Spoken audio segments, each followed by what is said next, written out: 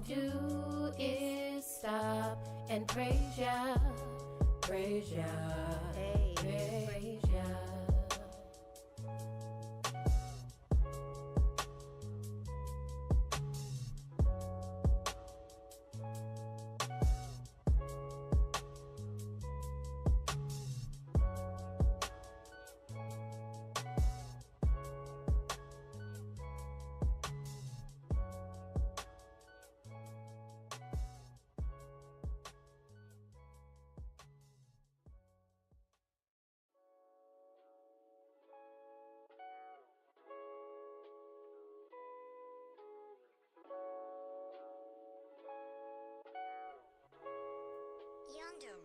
When I think of your mercy and all that you've done for me, hey, all I can do is stop and praise ya.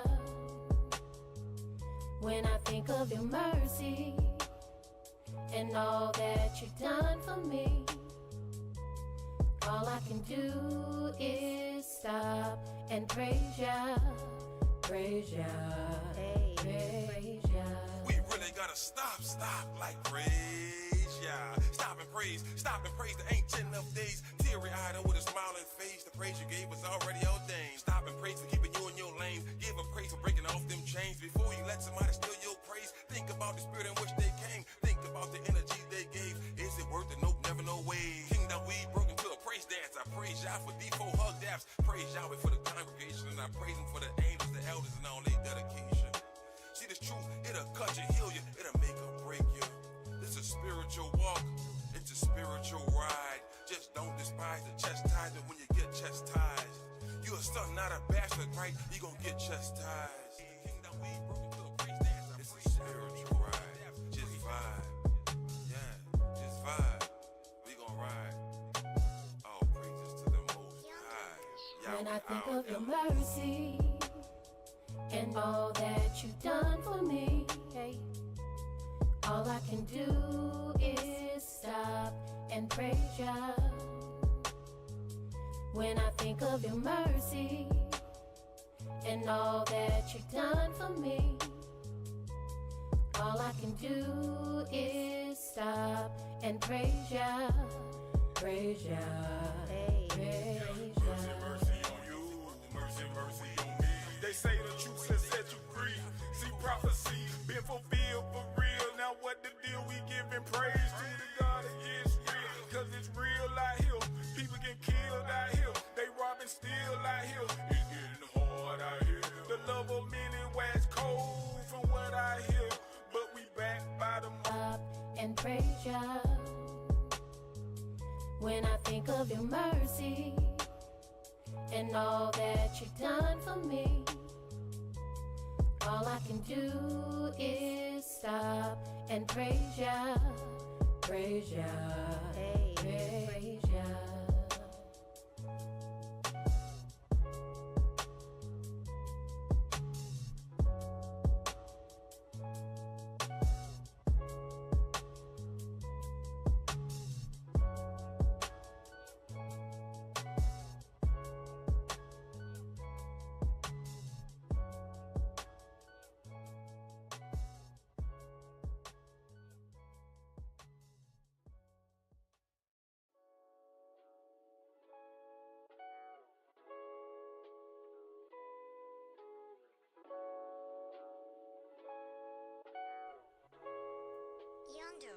When I think of your mercy and all that you've done for me, hey, all I can do is stop and praise ya.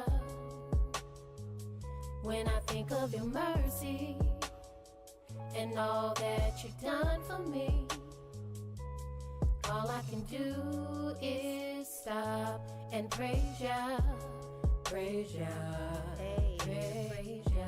We really gotta stop like praise ya. Stop and praise the ancient of days. Teary-eyed and with a smiling face, the praise you gave was already ordained. Stop and praise for keeping you in your lane. Give a praise for breaking off them chains. Before you let somebody steal your praise, think about the spirit in which they came. Think about the energy they gave. Is it worth it? Nope, never, no way. Kingdom we broke into a praise dance. I praise Yah for D4 hug daps. Praise Yahweh for the congregation, and I praise him for the angels, the elders, and all their dedication. See this truth, it'll cut you, heal you, it'll make or break you. It's a spiritual walk, it's a spiritual ride. Just don't despise the chastisement when you get chastised. You a son, not a bastard, right? You gon' get chastised. It's a spiritual ride. Just vibe. Yeah, just vibe. We gon' ride. All praises to the Most High. When I think of your mercy and all that you've done for me, hey, all I can do is stop and praise Yah. When I think of your mercy and all that you've done for me, all I can do is stop and praise Yah. Praise Yah. Praise Mercy, mercy on you, mercy, mercy on me. They say the truth has set you free. See prophecy been fulfilled for real. Now what the deal? We giving praise to the God of Yisrael, cause it's real out here. People get killed out here. They robbing still out here. It's getting hard out here. The love of many wax cold from what I hear.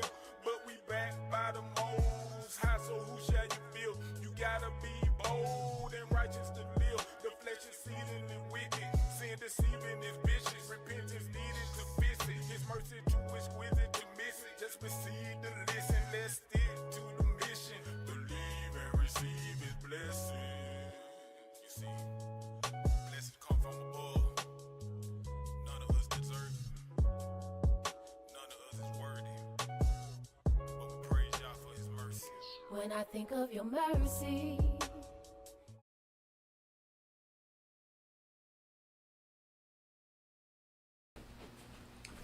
Shalom Facebook, Shalom YouTube. Welcome to our prophecy class.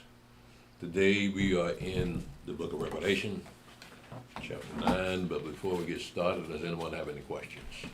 Yes. I have a question, Elder. Yesterday, in Sabbath class, when we were in, I think that's Exodus 19, the door of no return, not go that same way we came, because our descendants came. We'll be, Yahweh willing, we'll be disembarking on the west coast of Africa, same place we left on. So we're looking at the areas of Ghana and those surrounding areas with the Gold Coast and those places where they sold the slaves. Mm-hmm. Well, we'll be going back through those places past till we get to the wilderness. So the door of no return, it wasn't just one door. There's three of them, right? Is that about 3 doors of no return? Zach? We have about 3 doors of no return, right? Yes. Yeah. Mm-hmm. Okay. All right, thank you. All right. I got a question. Yesterday when you were starting off, you was talking about how, with the scripture, well, not the scripture, but the verse where Satan is transformed himself to an angel of light, and you was talking about Islam, you know, and saying Muhammad spoke to Gabriel. But when Muhammad was in that cave, he had seen an angel of light. They probably lied and said he was Gabriel. Mm-hmm. But do you think, with Satan transform himself into an angel of light, because I've always thought about this over years, that angel of light that Muhammad seen in that cave was Satan? Let me ask you now, where it just said in the Quran that it was a light? He said when he was in the cave, he seen an angel of light. Angel of light, that's what it says? Yes. Okay. I don't think that's talking about the same thing. No. First of all, when they talk about Muhammad and his experience with the angel of light, it's all fabricated, just to match up with what we talk about in our book. So if he called it an angel of light, he's talking about a positive thing. Here, and Paul is talking about something negative. Okay. Okay. Does anyone else have any questions? I got one more question. Okay. It's kind of silly, but somebody was asking me, because I was talking about the wilderness, and they was like, "Is the angels gonna go to sleep out there in the wilderness?" I told them angels don't need to sleep, but just want to get your opinion so I can let them know. But I think they got some type of ulterior motives in their mind when about being out there and still doing what they want to do a little bit. That's what I think personally, when they ask me Now the that you question. say that. You know what I mean? You know, the evidence asks to go to sleep out there, so. Well, you're gonna be out there 3.5 years, man. Right, Imagine every now and then you want to change up. right. So, it will no doubt be like it was when our fathers were out there in the wilderness. They impregnated their wives and they had children also while they were out there. So I imagine it'll be the same way this time. It'll be a little bit different though because we're not used to being outside a building. So that's gonna take a little getting used to. But as far as personal relationships, as soon as they get comfortable with what their surroundings, I believe it'll pick back up. But we're talking about married people now. We're talking about fornication. So Right, with fornication and all other manner of sexual gratification, they're gonna have to answer to the judgment. They're probably purged out. Yeah.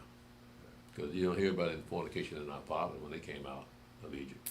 Most of them were married. So it wasn't an issue. Even though we have a law concerning virgins and marriage, we didn't hear that it was an issue with our fathers when they came out of Egypt. Okay. You don't really hear about any crime among our fathers while they stayed out there 40 years. You hear about no crime. Just rebelliousness against Moshe and Yahweh Moshe. So that's about the worst thing you can say about that. Okay. But this time, all we have was the story of what Yahweh did to the Egyptians, right? And so our fathers were right there on the scene, so they saw these things themselves, and they recorded it. But with this generation of the children of Israel, they have not seen those things that our fathers saw. So they would not be fearful of Yahweh. I imagine over time, when the 3.5 years are just about up, people come to their senses that they're dealing with something that no one told them about before. But then again, you'll be out there, and you can let them know what's going on. Right. Does anyone else have any questions? Now, Elder, yesterday when we was reading when they was crossing the Red Sea and the angels made their move to the back, one of them causing darkness and one of them causing light. That was like back to back, right? You know, like let's say if me and you was in a situation where we had to protect and defend one another. We won't stand out like this right here, you know, like this. You know, we gotta watch each other's back. So is that what they were doing? With the pillar of cloud, pillar of fire? Yeah. Yeah, well, like I said, the pillar of fire was made just for the night travel. The pillar of I'm fire. not talking about. I'm talking about when they were at the sea crossing. Oh, at the sea? When the angels made their move. And Well, this is the first mention of pillar of fire, pillar of cloud, isn't it? yeah. Yeah, so this is a new player in the game. So we see what their job was to again hide them from Pharaoh and these Egyptians that was chasing them. Right, so you're looking at also, it took all night for the Red Sea to part. Yeah. So that would necessitate that light being in front of them. Okay, I get that? Yeah. Okay, all right then. Let's go ahead and get started again. We are in the book of Revelation, which is the last book of the Bible. And it's a culmination of all the things that began in the first part of the Bible. So what we have here, at the end of the book of Revelation, the very last chapter, we were left with the notion that there really is no death for life. Life is continuous. So even though you may end in one place and another end in someplace else, you're still alive. So that is the remarkable thing about life, is that it never ceases. It continues on. Not necessarily in the form that it began with, but life continues, it never stops. Okay. All right then, let's go ahead and get started. Again, we are in the book of Revelation, chapter 11.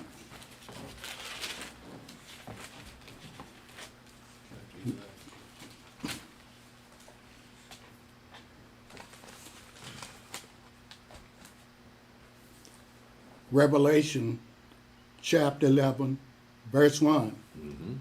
And there was given me a reed like unto a rod, and the angel stood, saying, Rise and measure the temple of Elohim, and the altar, and them that worship therein. But the court which is without the temple leave out, and measure it not, for it is given unto the Gentiles, and the holy city shall they tread underfoot 42 months. Again, we got a 3.5 years timeline. So not only we're gonna have the trumps of destruction, the vials of wrath poured out in 3.5 years. Now we have the scenario of where all these things are taking place, with Jerusalem being the center of all the turmoil that the earth is going to go through. Again, these are the things that Yahweh is raining upon the one world order, seed of the beast, and this is part of what's going on. So a lot be going on in 3.5 years. But go ahead, Brother Stan. Revelation chapter 11, verse 3.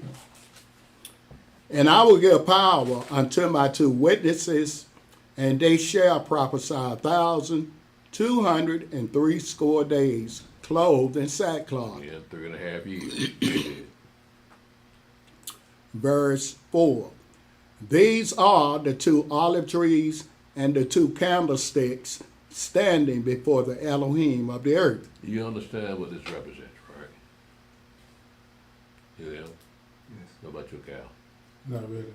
Okay, let's look at that, because we've had different opinions as who these 2 witnesses are. That's what happened. Yeah, that's what. Angels. Hmm? Angels. Angels. We're gonna see. So we've had people thinking that it was Moshe and Elijah, Yeah. Enoch and Elijah, right? Because they never died, right? Well, let's see again. Here, in verse 3 and 4, it says, And I will give power unto my 2 witnesses, and they shall prophesy 1,260 days, clothed in sackcloth.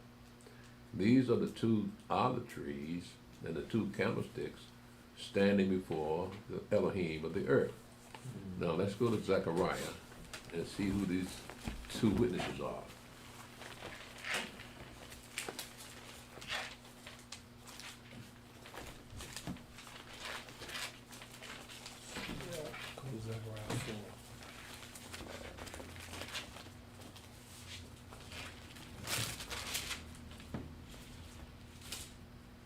Brother Stephen, pick this up in Zechariah chapter 4. We're going to see, remember how they were described?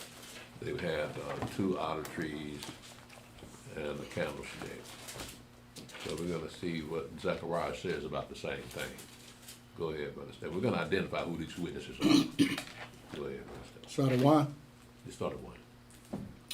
Zechariah chapter 4, verse 1. Mm-hmm. And the angel that talked with me came again and waked me as a man that is wakened out of his sleep, and said unto me, What seest thou? And I said, I have looked, and behold, a candlestick all of gold, with a bowl upon the top of it, and his 7 lamps thereon, and 7 pipes to the 7 lamps which are upon the top thereof, and 2 olive trees by it, one upon the right side of the bowl, and the other upon the left side thereof. So I answered and spake to the angel that talked with me, saying, What are these, my Adonai? Then the angel that talked with me answered and said unto me, Knowest thou not what these be? And I said, No, my Adonai. Skip over to verse 11. Then answered I and said unto him, What are these 2 olive trees upon the right side of the candlestick, and upon the left side thereof? And I answered again and said unto him, What be these 2 olive branches, which through the golden pipes empty the golden oil out of themselves? And he answered me and said, Knowest thou not what these be? And I said, No, my master. Then said he, These are the 2 anointed ones that stand by the Adonai of the whole earth. So that we really using the verbatim, when you describe who these two witnesses are. These are angelic beings, they're angels. If you're standing before the throne of the Most High, then you're an angel. So those what we just read in Revelation are angels. Right? This describes who they are. Said that are nearly the same wording. Okay? Okay, well, so what's gonna cause them, they're not gonna feel that beating and degradation they're gonna feel? They're gonna suffer? With these two witnesses? Yes. And these same two witnesses gonna be, We're going to see what they're going to be doing. okay, So they got a job to do. right. So let's see what they're going to be doing. Again, let's go to Revelation chapter 11 again.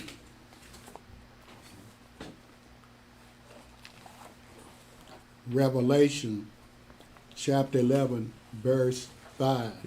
Start at 3 again. Okay. Revelation chapter 11, verse 3.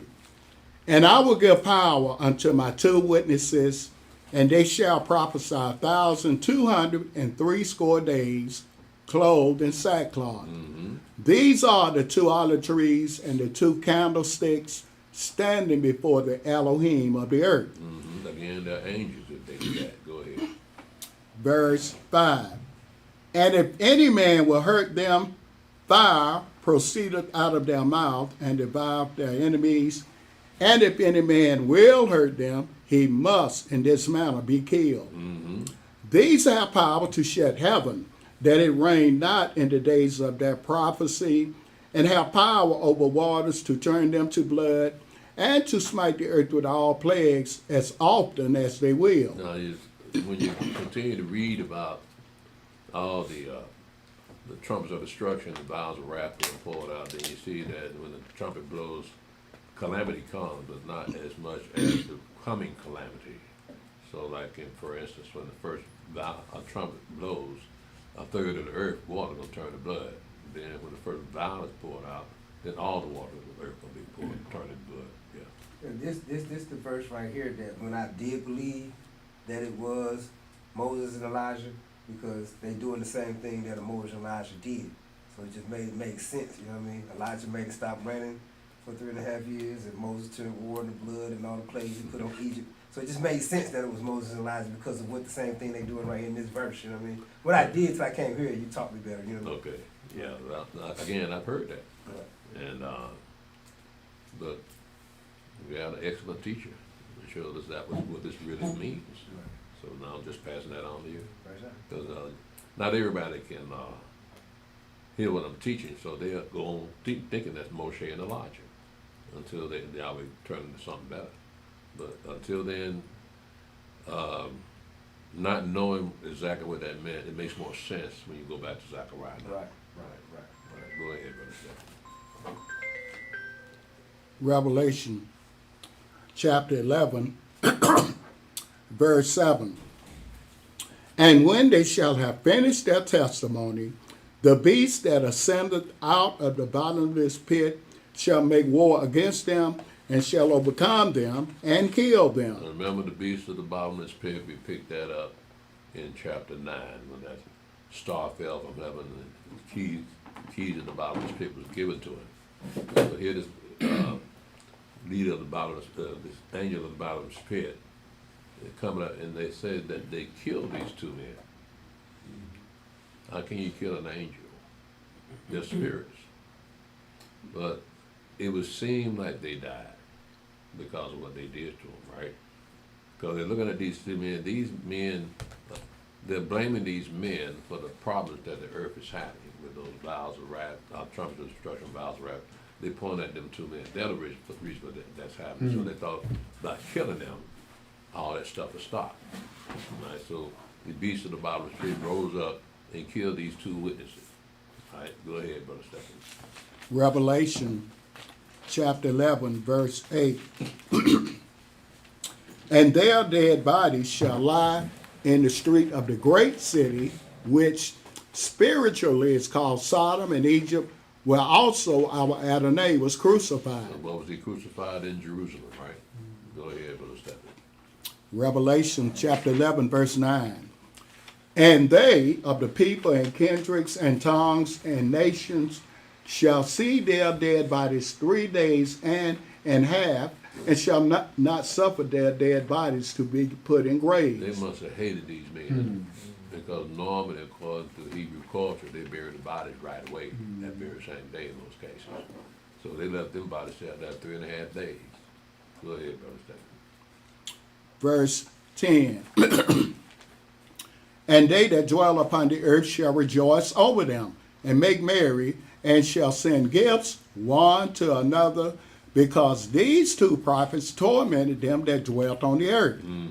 And after 3 days and half, the spirit of life from Elohim entered into them, and they stood upon their feet, and great fear fell upon them which saw them. And they heard a great voice from heaven saying unto them, Come up hither. And they ascended up to heaven in a cloud, and their enemies beheld them. It almost resembles a resurrection, doesn't it? Because, but then, how can these be resurrected before the Mashiach shows back up? Because when he shows back up, the dead in Christ shall rise up and meet him in the air, right? But these are 2 witnesses of Yahweh, Elohim. And so they just, what happened was these men's bodies seemed dead, but the spirit of life was given to them. Now you look at, for instance, when the first man was created, Adam, from the dust of the ground, and Yahweh breathed in him the breath of life, and he became a living soul. So he was inanimate, just a body there with no breath in it. So I'm looking at it the same way. So the spirit of life came upon them, man. So when you look at the word spirit also means breath. Also means wind, and some other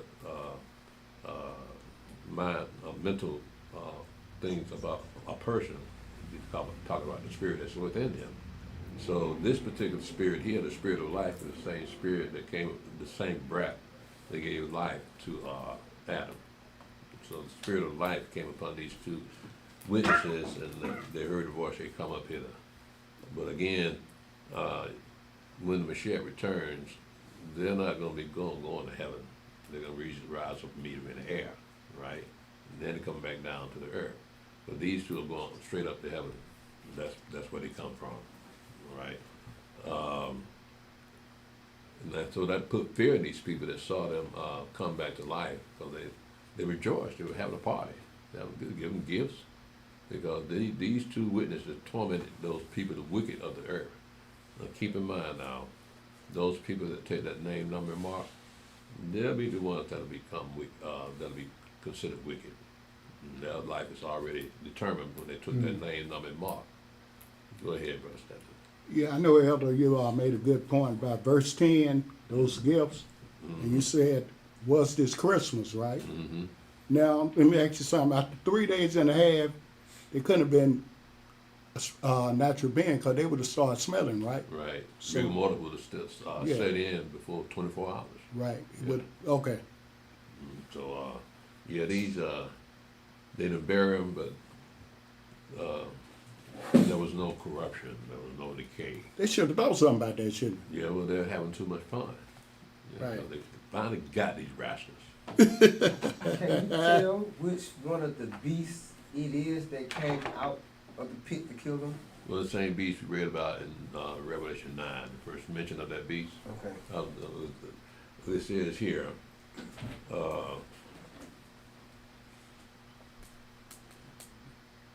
It says in verse 7 that when they shall have finished their testimony, the beast that ascended out of the bottomless pit shall make war against them, and shall overcome them and kill them. So are we talking about the beast, or are we talking about he that rode upon the beast? So this beast can take on a different form than what we consider as a singular person. It could be a group of people, an army, coming out of that bottomless pit. But the people that, when we read about it, first of all, in chapter 9 of Revelation, that was the angel of the bottomless pit that came up with that beast of the bottomless pit. So now you see the beast alone.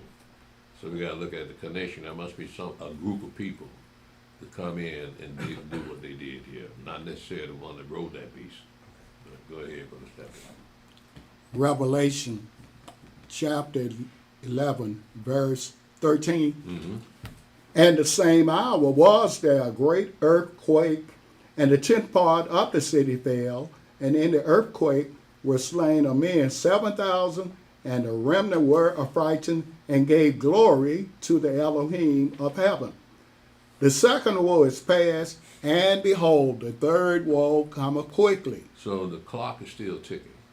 That's still within that 3.5 years timeline. At that time, Yahweh will be in the wilderness. But apparently there are going to be some of us in the city itself. That's going to cause when it says in verse 13, in the same hour was there a great earthquake, and the 10th part of the city fell. And in the earthquake were slain of men 7,000, and the remnant were affrighted and gave glory to the God of heaven. So there had to be some of us up in there. Because Esau will never say something like this. I'll never do anything like this, yes. What, okay, we in the wilderness, and then you got the other 9 tribes scattered. What are they doing in Jerusalem at this time? I mean, what are people, you know, I don't know if it's going to be the house of Yehuda or the 9 tribes, but what are they doing in Jerusalem at this time? Well, they're doing that now. They're in there now. Right. So, yeah, Yaakov used to tell them, don't go up in there now. It's not the right time. But when you read, for instance, in Matthew 24, when the beast, the desolation of abomination of desolation, we see that Mashiach warns people when these things come to pass that he that is in Judea flee to the mountains, and he that's in the city don't come back in. So we got apparently going to be some of our people that are there, that's still there, and they're going to suffer during the 3.5 years of great tribulation. So we seeing Jerusalem being destroyed, part of the city being destroyed. So they're going to be there. Also, you got to look at, is he all right? There's them 2 women. Huh? There's them 2 women. No, I was looking at Elder. Yeah, Elder coming up here. He just, She's got the umbrella over him because Yeah. it's raining outside. It's raining? Yes, right. Oh, okay. I can't see it from here. Right. Let's slow down a little bit. It's raining good though. It's supposed to stop at like 1. All right. it's so old, it's going to make it today. No, I guess so. Well, I got, she went out there. I think she looked like she was getting out the car. He's risen. But again, we have apparently some of our people that are already in the city, like they're already in the land now. So, like I said, Elder told them not to go there. You look what's going on now. The Hamas is shooting rockets all over Jerusalem, especially shooting in Tel Aviv. Tel Aviv, yeah. Yeah, that's what Brother Daniel is. It was Dang in Tel Aviv. it was a young, well, not a young lady, but a lady about a few weeks ago. Remember Zach? That lady was trying to sell us some stuff, and we were talking to her. Long story short, I told her, I said, well, we don't, participate on the Sabbath line. If you want to come by first day. She was selling like some candles and soaps or something, homemade stuff. Long story short, she was saying that her sister and brother-in-law are in the truth. And so we started talking, gave her some literature. We had a good conversation for about 20-something minutes. Long story short, she was saying that they were over in Dimona. They went over in Israel. Yeah. And she was saying that her daughters just made it out because they closed the airports. And she said, I got actual footage they was sending me where like rockets are like just hitting them like right then and there. And people panicking. And so she was telling me the brother-in-law is still stuck over there. The brother-in-law and her sister and her sister and the sister's husband is still stuck over there. They wanted to make sure their children got over here, so their children made it back safely. But they still stuck over there, not letting people go because every time you turn around, it's a missile hitting. Yeah. So I go back to what you're saying when Yaakov was alive. Said, "Don't go over there. Don't jump the gun." Right. And she started crying. Actually, she was really like, she was like, "I don't know if they're gonna come." So she was like, I know y'all believe in Yahweh. They believe in Yahweh. Just keeping the prayers, you know, so they can make it back safely. The daughters made it safely, but they ain't letting everybody go because they shut them airports. So, When did they decide to leave, when they were attacked, or they were gonna leave? yeah, around about when it started revving up. She said at first they wasn't letting people leave Israel. It was not letting people, you know, told them to stay put. Then I think the bombing got lighter, maybe. Then they started allowing certain people to just go ahead and leave. Yeah. But not at all in one wave because of the rockets that was coming over there. Yeah. So they had to deal with Hamas and Hezbollah. Now they gotta deal with Iran. Yeah. And the Houthis. And the Houthis. So what now? And the Houthis. And the Houthis, now, the Houthis backed off of Israel for a minute, but now they back in the fight. Yeah, they fired some missiles at them. Yeah, since America's over there now, they started get ants in the pants. Yeah. Let me ask you something, man. Where those Colossians, where are they all over in that land? I don't know what area they're in. It's a bunch of them, isn't it? Yeah, there's a bunch of them. Some of them in the military. Oh, okay. Yeah, but they don't let them do too much more than anything else. Shalom, sister. They gave those the women, the Ethiopian women, some kind of drug to keep them infertile. So, and also they refused to take blood drive. They would refuse to take Ethiopian blood. Yeah, that's they'll take anybody else's blood but theirs. I guess it goes back to them not wanting to pollute themselves with the true Jews. Like they ain't already polluted. They ain't been with everybody on earth. I know, but that's European mindset. See, these are Europeans here. They don't want. They're trying to keep it in the family like their seed is royal, like blue blood. And so they intermarry with one another, but don't want no outside person coming into their family tree, taint their blood. Just like white folks say things about us, that we're tainted people. So we let you have your blood drive, but we don't want your blood. Yeah. But blood is blood, man. All blood is red. So, but again, those are the mindset. That's the mindset we've been having to deal with since we've been here. Yeah, Europeans got that mindset that they are pure people. Lord, you're gonna be surprised at what kind of people you are when we share show there. Speaking of blood, Elder, it's not nothing about that, but it's you know, they saying that they're not taking those people blood that got the shot. I think I've heard You that. ever heard? Yeah, it's been brewing a lot like lately because of stuff that's going on. These blood banks been opening, so they say the people that don't. It was mentioned to me because one of my coworkers, she said, you know, your blood is gold. And I was like, what are you talking about? She was like, you didn't take the shot.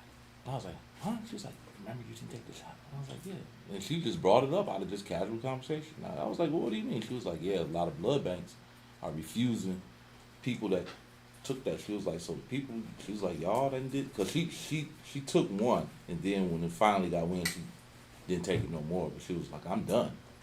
She was like, I'm through. She was like, it's you got good blood. So that's not the first time I heard it. They've been saying it. So it's so I don't know what's happening right now, but yeah, these people that took it, they're not accepting it.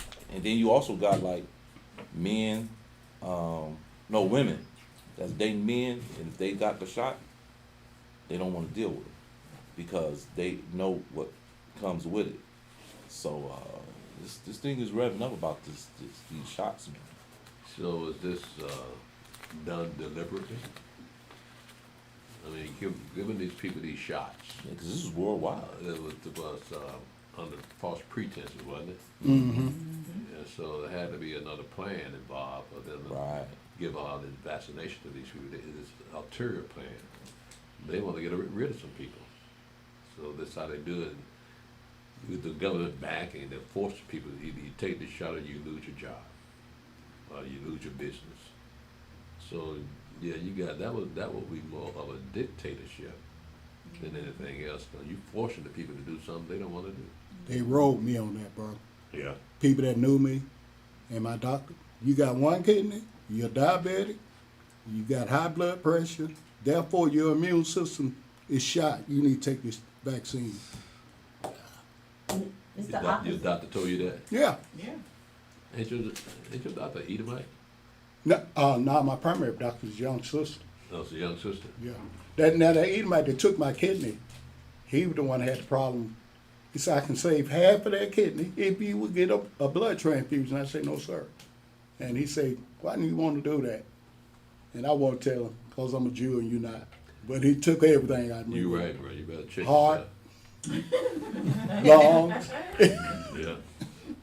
You just be a ball of meat rolling down the road. Yeah. Remy. Let's continue. We're at Revelation chapter 11, verse 15. And the seventh angel sounded, and there were great voices in heaven saying, the kingdoms of this world are become the kingdoms of our Adonai and of his Mashiach, and he shall reign forever and ever. And the 24 elders which sat before Elohim on their seats fell upon their faces and worshipped Elohim, saying, we give thee thanks, O Adonai Elohim Almighty, which art and was and art to come, because thou hast taken to thee thy great power and hast reigned. And the nations were angry, and thy wrath is come, and the time of the dead, that they should be judged, and that thou shouldst give reward unto thy servants the prophets, and to the saints, and them that fear thy name, small and great, and should have destroyed them which destroyed the earth. And the temple of Elohim was open in heaven, and there was seen in his temple the ark of his covenant, and there were lightnings, and voices, and thunderings, and an earthquake, and great hail. So this seventh trumpet, the seventh being the seventh being recognized as a cessation of things, or the end of all things, the end of things. We got 7 days in a week, such as that. But they say it's written here that the Ark of the Covenant is up in heaven. Mm-hmm. Now, why are these white people still searching for it? They don't read. It's written right here. Why don't they see this? Because it's a scam. Mm-hmm. That's all it is. They know they'll never find it, and they know that ark is not in the Ethiopian temple. Being guarded with a musket. Yeah, an old man with a musket guarding the Ark of the Covenant. Not We even, supposed to believe this? not even an up-to-date gun, yo. Not even up. They no, use At least have an AR. they use musket balls or something. Gunpowder. So Man, look, a British rifle. yeah. Where's that from the Jerry? I first- seen they had a soldier with an AK-47 guarding the building that said Ark of the Covenant was in that building. It was like they had it wired up, fenced off, and that's where they were saying the Ark of the Covenant was at in Ethiopia. I have never seen the old guy with the musket. That's the only one that I've seen. Not saying y'all wrong. No, They got so much stuff out there. the one with the musket sit outside. The one with the AK goes in and out. Yeah, okay. Y'all never seen the one I with the seen musket. it. I seen the same thing you saw. Go in and out of here. Yeah. Well, from what I've heard is that there are 2 Ark of the Covenants Oh. and 2 temples. Yeah. So somebody lying. Yeah.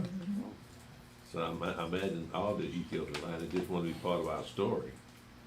But nevertheless, we see that the Ark of the Covenant is up in heaven. So that's just a lie. I guess this might be a tourist trap or something like that, and get people to come visit. But yeah, old man with a musket sitting outside guarding the Ark of the Covenant. Ed, which level of heaven is this? Verse 19. Well, it says, and the temple of Elohim was open in heaven, and there was seen in his temple the Ark of the Covenant, and there were lightnings and voices and thunderings and an earthquake and great hail. What level of heaven is that? That's the second level. That's second That's level. you have the throne of Elohim, who was and is to come. That's his throne, that's his level. All right. Thank you. Now, this is the seventh trumpet. Now let's go look at the seventh vial. Let's go to Revelation 16 and pick up the seventh vial. And Brother Stephen, I want you to start this at verse 13. And read all the way down. Now, this is Revelation 16 and verse 13. We're picking up the seventh trumpet that's already blown. And it announces the coming of he that was and is to come. And there were great thunderings and earthquakes. And so we're going to look at what happened with the seventh vial. Go ahead, Brother Stephen. Revelation chapter 16, verse 13. And I saw 3 unclean spirits like frogs come out of the mouth of the dragon, and out of the mouth of the beast, and out of the mouth of the false prophet. For they are spirits of devils, working miracles, which go forth unto the kings of the earth and of the whole world, to gather them to the battle of that great day of El Shaddai. Mm-hmm. Behold, I come as a thief. Blessed is he that watches and keepeth his garments, lest he walk naked, and they see his shame. Mm-hmm. And he gathered them together into a place called in the Hebrew tongue Armageddon. Mm-hmm. And the seventh angel poured out his vial into the air, and there came a great voice out of the temple of heaven from the throne, saying, It is done. And there were voices and thunders and lightnings, and there was a great earthquake, such as was not since men were upon the earth, so mighty an earthquake and so great. And the great city was divided into 3 parts, and the city of the nations fell. And great Rome came in remembrance before Elohim to give unto her the cup of the wine of the fierceness of his wrath. And every island fled away, and the mountains were not found. Mm-hmm. And there fell upon men a great hail out of heaven, every stone about the weight of a talent. And men blasphemed Elohim because of the plague of the hail, for the plague thereof was exceeding great. So we see the result of the first trumpet, the seventh trumpet, and now the seventh vial has been poured out, and the city was divided into three parts. What city is that? That's Rome or Jerusalem? No, that's talking about Jerusalem, because we're going to pick up Babylon. That'll be Rome right there. So it just not came to mind apparently, and again in the seventh trumpet, in the last verse, it says, "And the temple of Elohim was opened in heaven, and there was seen in the temple the ark of the covenant, and there were lightnings and voices and thunderings and an earthquake and great hail." And also in the seventh vial, you have verse 18, and there were voices and thunderings, thunders and lightnings, and there was a great earthquake, such as was not since men were upon the earth, and so mighty an earthquake and so great. So we've got basically the same thing, with the trumpet being poured out, the trumpet being blown and the vials being poured out. So you see the same effect. Again, remember the purpose of the trumpet is to warn, to alert you that something bad is coming your way.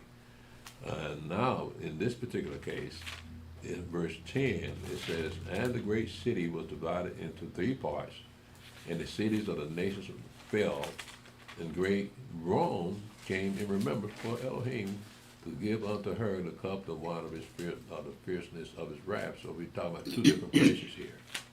The great city turns out to be Jerusalem. Now we got Rome coming to mind. So remember now, this is the end of all things. This is the end of the trumpets and vials. But the troubles are not over. Because now Babylon's come to mind. America's come, Rome comes to mind. So she's got to feel Yahweh's wrath also. And so once that's done, we're going to continue on and see what happens even after Yahweh destroys Rome. Go ahead, Brother Stephen. Chapter 17. Revelation chapter 17, verse 1. And there came one of the seven angels which had the seven vials, and talked with me, saying unto me, Come hither, I will show thee the judgment of the great whore that sitteth upon many waters, with whom the kings of the earth have committed fornication, and the inhabitants of the earth have been made drunk with the wine of her fornication. Now, keep in mind now, this is a lot of symbolism here. For instance, in verse 1, it says, There came one of the seven angels which had the seven vials, and talked with me, saying unto me, Come hither, and I will show unto thee the judgment of the great whore that sitteth upon many waters. Well, again, that's symbolic of people. We're going to find out as we continue to read chapter 17. So this is talking about a doctrine that covers all the people. And again, we're going to see that this has to be wrong. Go ahead, Brother Stephen. Revelation chapter 17, verse 3. Uh-huh. So he carried me away in the spirit into the wilderness, and I saw a woman sit upon a scarlet-colored beast, full of names of blasphemy, having 7 heads and 10 horns. And the woman was arrayed in purple and scarlet color, and decked with gold. Hold on. I'm not supposed to go here yet. Oh, well, okay. We're just going from the trumpets to the vows, right? So let's keep it in that order and go back to Revelation 12. Okay.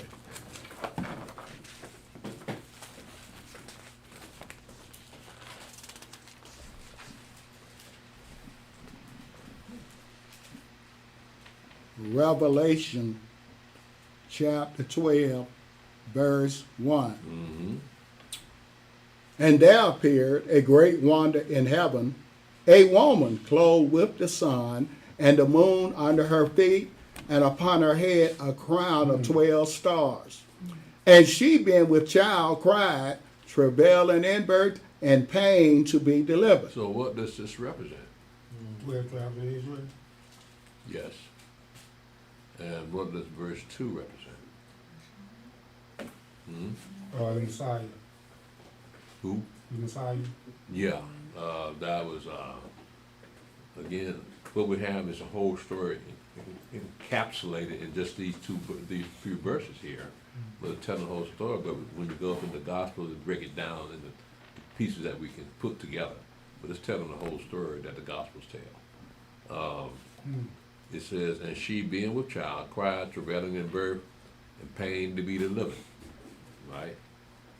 Did I reach you, Elder? Shalom, if I didn't. Go ahead, Brother Stephen.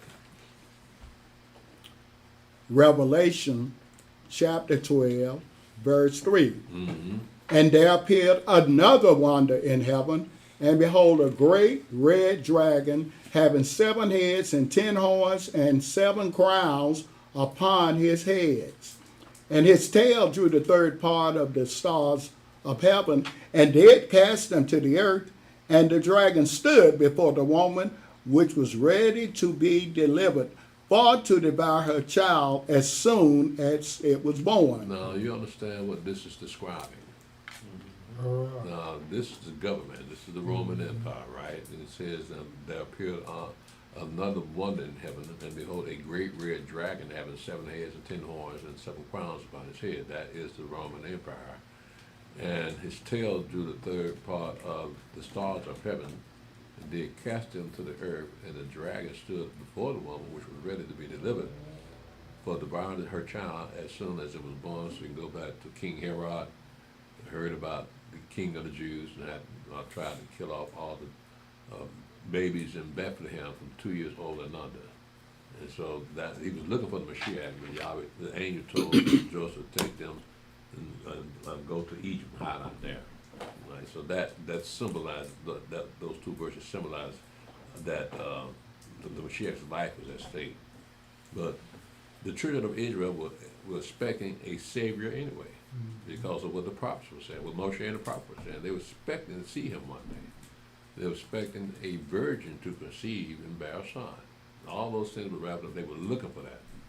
And so, when King Herod asked, well, who is this king of the Jews? And the people around him told him about the prophecy of Micah. And that this is he that Micah was telling about, to be ruler over his people Israel. And so, we got both cases here in verse 3 and verse 4. And consider this also. In verse 4, it says, and his tail drew the third part of the stars of heaven, and they cast them to the earth. And the dragon stood before the woman, which was ready to be delivered, was for to devour her child as soon as it was born. But when it says the third part of the stars, now we know we've been taught with stars are supposed to be planets, right? But these are not planets. If you're going to cast them to the earth, then how can the earth survive? So these stars that are being cast, a third part of heaven being cast to the earth, are unclean spirits, demons. And so those are the things that are cast to the earth, the third part of the stars cast to the earth. And you realize that in the Gospels, it speaks about people with unclean spirits. Messiah had to cast the unclean spirits out. But you didn't see that in the Scriptures. Mm-hmm. You hear about that in the Psalms and nowhere else. During the time of Abraham, Isaac, and Jacob, the 12 tribes of Israel, when they came into Canaan land, you hear about no unclean spirits. So we just start hearing about them on when Mashiach shows up. So that would be that one third part of heaven, third part of the stars cast to heaven. That would be those unclean spirits that we now hear about, and we also see happening here in America. You see these people seem like they're talking to somebody, and ain't nobody around, and they don't have an earpiece, don't have a cell phone. Yeah, who they talking to? See what I'm saying? So they're not. We can't cast out unclean spirits, and so we just pray that Yahweh spares us from having an unclean spirit. Now, what would make a person take an automatic weapon to a elementary school and try to kill off all the children up in there? That'd be an unclean spirit. Where's your empathy? Where's your compassion? Why would you take children's lives? So there's something wrong with you mentally. And think about that also, the last, I think maybe 2 or 3 mass shootings in schools were done by people, men that thought they were women. I did not know that. Yeah. Well, the last one had on a dress. You know, one thing about Jake don't get off into that. When he takes a gun up in school, he takes one to show his buddies. Yeah. That's basically what he does. Look what I got. Yeah. But yeah, like I say, Gentile and Hispanics, yeah, they can go crazy. Yeah. Yes, dear. I have a statement and a question. When this was read when I was young, I thought the same thing. Like the stars were very huge, and when a third of them came to the earth, I said, "That's the destruction of earth." And I was like, "Well, why is the earth still going on?" Because they kept reading. I said, "But the earth is still going on, but the stars came down." So I never understood why. But now I know why. Because they were angels. They weren't right. And then later on, found out they were demons. Okay, so this particular verse, is it twofold? Is it future and also past when the Mashiach was here, or is it also coming in, Well, in the future? it's historic in that it speaks about things that have already happened. In this particular chapter, it talks about things that already happened that are going to happen. So both past and future. Okay. Yeah. In this one verse, No, that's this whole chapter. the whole chapter. Yeah. Like I said, in that one verse 3 and 4, that's already happened, right? But go ahead, we're going to continue on because again, we got a condensed story about what we read about in the Gospels. Go ahead, Brother Stephen. Revelation chapter 12, verse 5. And she brought forth a man-child who was to rule all nations with a rod of iron, and her child was caught up unto Elohim and to his throne. Again, it leaves out all the minute details we see leading up to the Mashiach crucifixion and rise up to heaven. So you got to condense in these 2 verses here. And she says she brought forth a man-child who was to rule all nations with a rod of iron, and her child was caught up unto Elohim into his throne. So it leaves out the details that led him to that point. So now he's sitting on the right hand of Majesty on high, and when he said it was caught up, it leaves out the fact that he died. It was raised back up. They leave that part out, but it just says that it's a condensed version of what really happened. Go ahead, Brother Stephen, read verse 6. And the woman fled into the wilderness, where she has a place prepared of Elohim, that they should feed her there 1,260 days. Then 3.5 years. Now, that would be our time for that, because it gives you the timeline of 3.5 years, but that would be, we would be that woman that is fled into the wilderness. And now we see that we're going to be ministered to. And the wilderness, what we read about here, is already prepared for us, or being prepared even as we speak.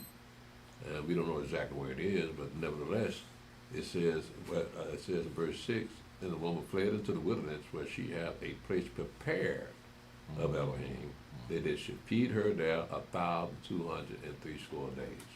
It's 3.5 years. Right? So those people that may have been concerned about what you're going to do when you get there, how you're going to feed yourself, Yeah. you already got your set up. Mm-hmm. You remember when the Mashiach was raised from the dead, and Peter and the rest of the disciples went out fishing, and when they came back to shore, they didn't have nothing. But they saw the Mashiach on the shore with fish already cooked, already prepared for them. And then he told them, I said, you cast out on the other side, you bring some more fish up here. Right? So, this is saying the same thing, that Yahweh can have a place prepared for us, for those people that are going to be out there 3.5 years. Now, that doesn't leave out the fact that there's going to be a lot of purging out there. A lot of people are going to die. And how that's going to be arranged, we don't know. We know there's a solitary place for us. But from that solitary place, we'll be able to see what happens to those people that are going to be destroyed. Yeah. I just look at, because you know the wilderness is gonna be a confined space. It's like a lot of purging. Like say this the holy days. There wouldn't be no purging during the holy days because you got to bury them bodies and be unclean.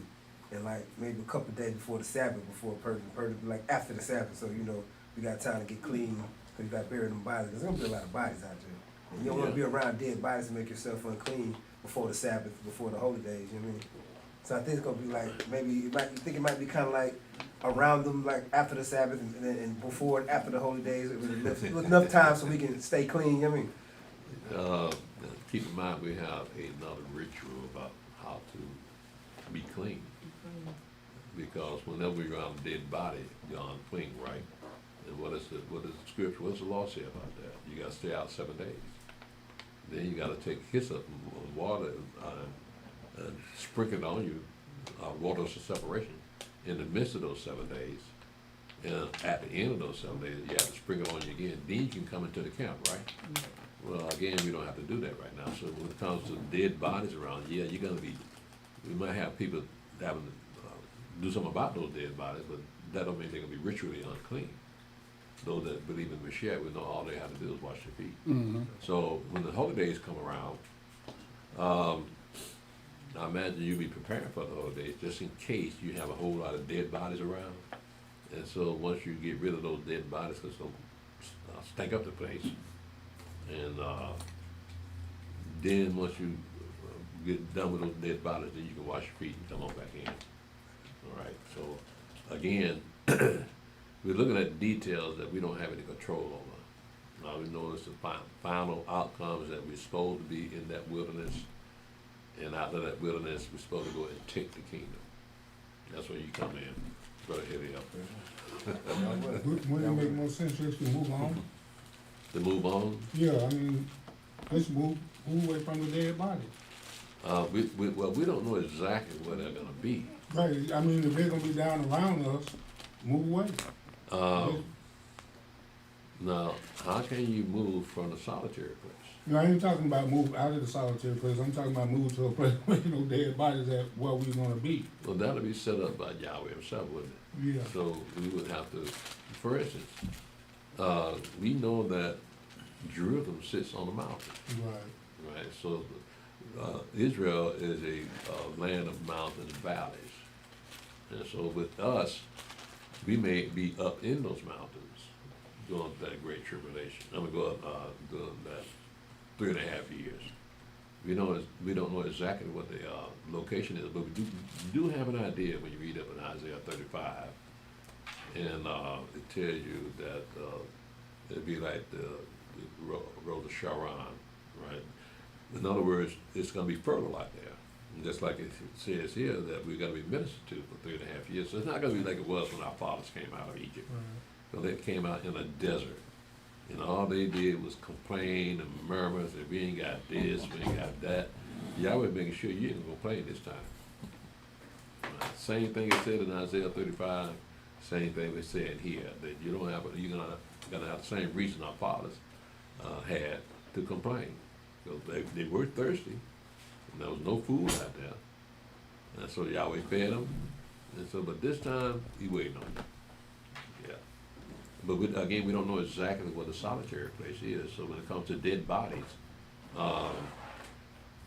we're looking at millions of dead bodies. All right, so there ain't gonna be very many places for you to hide from the stench of those bodies, unless you have a squad of people to go out there and bury them the time they die. But again, we have to just wait and see how that works out. Right? Because you look at when our fathers came out of Egypt, a lot of people died going to war with our fathers. So did they hang around in that wilderness and bury those bodies?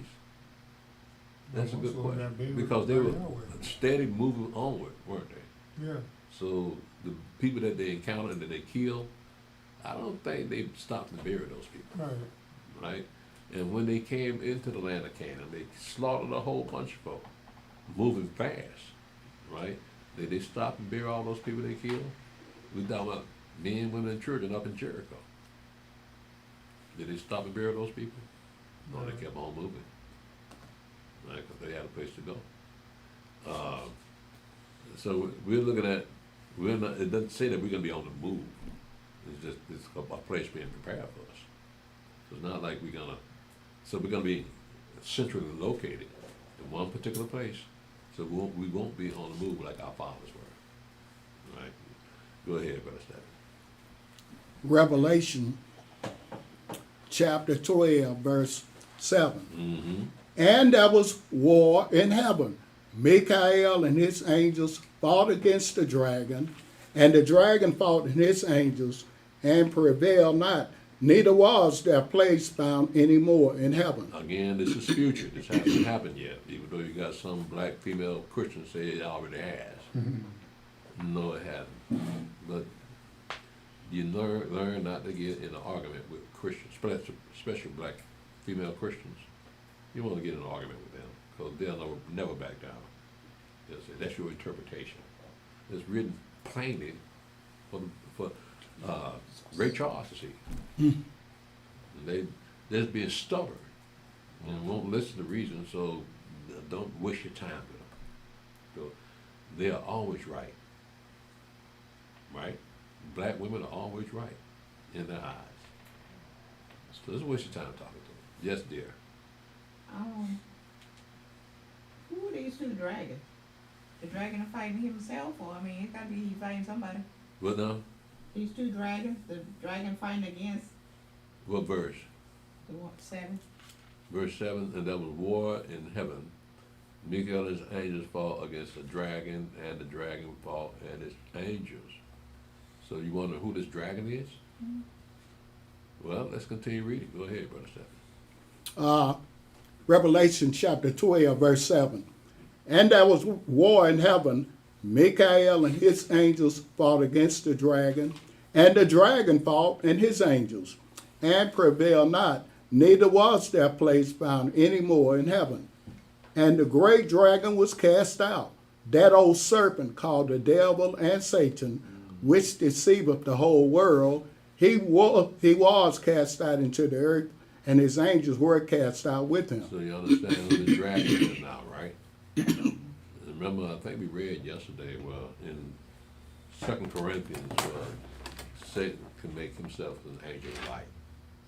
And so we have Satan finally being kicked out of heaven, and all those angels with him that follow him. So we got angels up in heaven, so that if Satan's up there, and we prove that in the book of Job, chapter 1 and 2, if Satan's up in heaven and it's angels up in heaven, there cannot be peace in heaven. There's always going to be problems up in heaven, as long as Satan's up there. So he finally got kicked out. So you can't come back up in here no more. You and your boys, get out. Right. Go ahead, Brother Stephen. Read that verse 9 again. And the great dragon was cast out, that old serpent called the devil and Satan, which deceiveth the whole world. He was cast out into the earth, and his angels were cast out with him.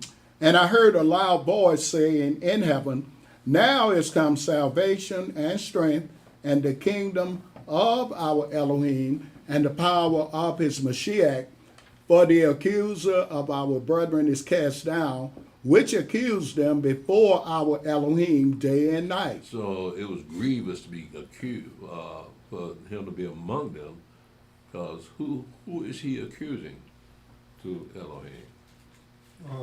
Us. We're the people of the covenant. And so when we get off in our atrocities and our wickedness, Satan's standing right there and say, see, I told you. I told you Steve was going to do that to that push-up man, and he did it anyway. Right?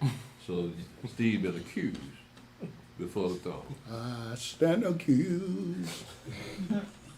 We do not have choir rehearsal on Thursday and Friday night. I need to join the choir on them. No, you don't, Steve. You have enough works on your own. So. See, you don't have a voice to come up there with us. I ain't gonna say that. Yeah, that's what you say. No, I'm not gonna say that. We know he did. We know what he did. He think he's slick. No. Go ahead, man. Revelation. Well, again, look at what he's doing here, though. He's accusing us before God. But that's his job. He's an accuser, and he he's a tempter, and the father of all lies. He's just doing his job. That's what he was created for. Yahweh created Satan. Yeah. Could it be possible he lying on us too? The what now? Could it be possible that he might be lying on us too? Lying to us now? Lying on us. Lying on us. Lying on us? Yeah. No, because he got proof when we see him. He tricks you into doing stuff and then he tell on you. Well, yeah, that's his job. He got proof on it. Oh yeah, they got Yeah, I everything know it. wrote down, man. It's the way you said it. He got proof on us. They ain't gonna accuse you of nothing and can't prove it. Yeah. But you remember the bet that Yahweh made with Satan made with Yahweh about Job. So sometimes we go through changes in life on a bet. There might be a bet going on up in heaven about how we would react to this. So Satan bet that Job would curse Yahweh to his face. But it never happened. He lost the bet. But again, we don't know what's going on up in heaven. But heaven knows what's going on down here. You're right, Ed, because he told Satan, you are wiser than Danielle. There's nothing they can hide from you. Right. Right. Right. So yeah, you look at people that get ill-gotten gains by wickedness. Yeah, they're gonna have to answer for that, because that's a better way to live than to rip people off. And I think we read also in chapter 15. Let me see here. We read something about the people that found the earth. Let's see here.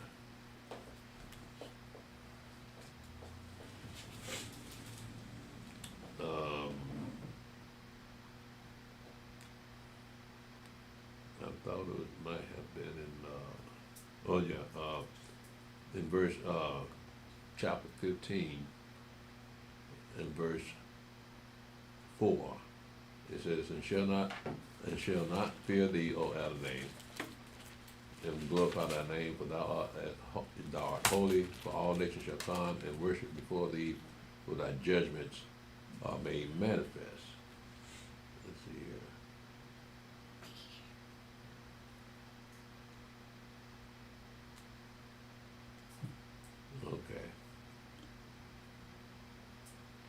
Okay, now, again, that would be part of the last, the seven trumpets. But let's continue on again. We are still in chapter 12. I'll get that back. I'll get back with you on that one. Hold on a second.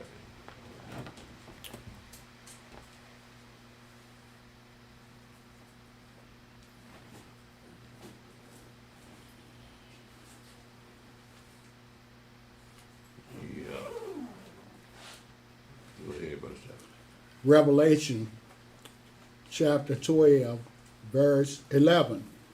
And they overcame him by the blood of the Lamb and by the word of their testimony, and they loved not their lives unto the death. Therefore rejoice, you heavens, and you that dwell in them. Woe to the inhabitants of the earth and of the sea, for the devil is come down unto you, having great wrath, because he knoweth that he have but a short time. Okay, let me stop right there with a second. I'm gonna pick this up in chapter 11, and see that in verse 18, it says, and the nations were angry, and thy wrath is come. This is chapter 11, verse 18. And the nations were angry, and thy wrath is come, in the time of the dead that they should be judged, and that thou shouldest give reward unto thy servants, the prophets, and to the saints, and them that fear thy name, small and great, and should destroy them which destroy the earth. That's what I was looking for. Those people that destroy the earth, we're looking at corporations now. Mm-hmm. Right, and not only pollute the seas, the rivers, and the waters around the world, but also pollute the land. Some land cannot even be inhabited now because of greedy corporate people that would do anything to maintain our riches. That's what's going on now. When you look at what's going on here in America and around the world, what we're seeing is distractions. They're hiding what they're really doing in the background. Yep. But it's all about money. It's all about power. It's all about control. That's the bottom line for what we're seeing here. That is the bottom line for what's happening in the world today. So these are the ones that are going to come into judgment. We're looking at also the secret societies. Mm-hmm. They're going to come into judgment. All those things that are against Yahweh, they're going to come into judgment. And we know why they're going to come into judgment. It's because they follow the adversary of the devil. For instance, remember when the Mashiach was tempted out there in the wilderness by the devil? And the devil told him, all these things have been given unto me, and I'll give it to whom I please, and I'll give it to you if you fall down and worship me. Well, that's what's happened with these Christians and these Muslims. They follow the ways of the devil, and look how rich and powerful they are. Mm-hmm. Whereas the children of Israel, us, we're not rich, nor are we powerful. But we have to look at that as a positive thing, because we are living in a society that believes in making a whole lot of money. Regardless of how they get it, they want to make that money. But Yahweh taking that desire, that greed from us, and showed us that we should be content with what we got. And so we're not going to be coming into judgment like these people are for destroying the earth. Again, we're talking about corporations and companies that pollute the waters and the earth, and the people too. And so they're going to be coming to judgment. See, they live in large right now. They got off into child pedophilia, and all kinds of abominable practices. They're going to come into judgment. But right now, nobody, as long as the media hides them, then they think they can get away with it. Yahweh sees what they're doing. Looking at Hollywood, they're pedophile out there. Yeah, man. Yeah, we look at those things, about the corporation AI, like you say, and these flat screens, and they got plastic bottles they can't get rid of. They throw them in the ground and come back up. And, the heavy equipment, and then sometimes we go witness when they dynamite a building, they blow it up, we'll go look at it. But that's Satan moving them people, trying to destroy our inheritance, right? The earth? Mm-hmm. Yeah. Mm-hmm. The earth belongs to us. Right. But we lost our place in the earth, and now Satan is running wild, putting greed in the hearts of people. For instance, this country that we're in now is a corporation. Mm-hmm. It was made just to make money off of from King George over in Great Britain. Wow. And so they broke away from that, and now they want to make their own money. But nevertheless, Great Britain still owns part of America. Mm-hmm. Now, some of the things that Great Britain was off into have been incorporated in the American legal system. And so, actually, Europe is over here. This is the daughter of Europe over here in America. And it got the ways of a mother. So, the jurisprudence, the tax, the way they set up the taxes, all come from Europe. The judgments come from Europe. Yeah, so Europeans, the founding fathers were descendants of the Europeans. And so they wrote up that Constitution and the Declaration of Independence, and it reads very well. But it has a lot to be desired. But then it was white folk put it together to justify rebellion. Mm-hmm. Go ahead, Brother Stephen. Where you want me to start at? Where were you? I started at 12. That's where I stopped at. You stopped at verse 12? Yes, sir. Okay, hold on a second. Let me get there.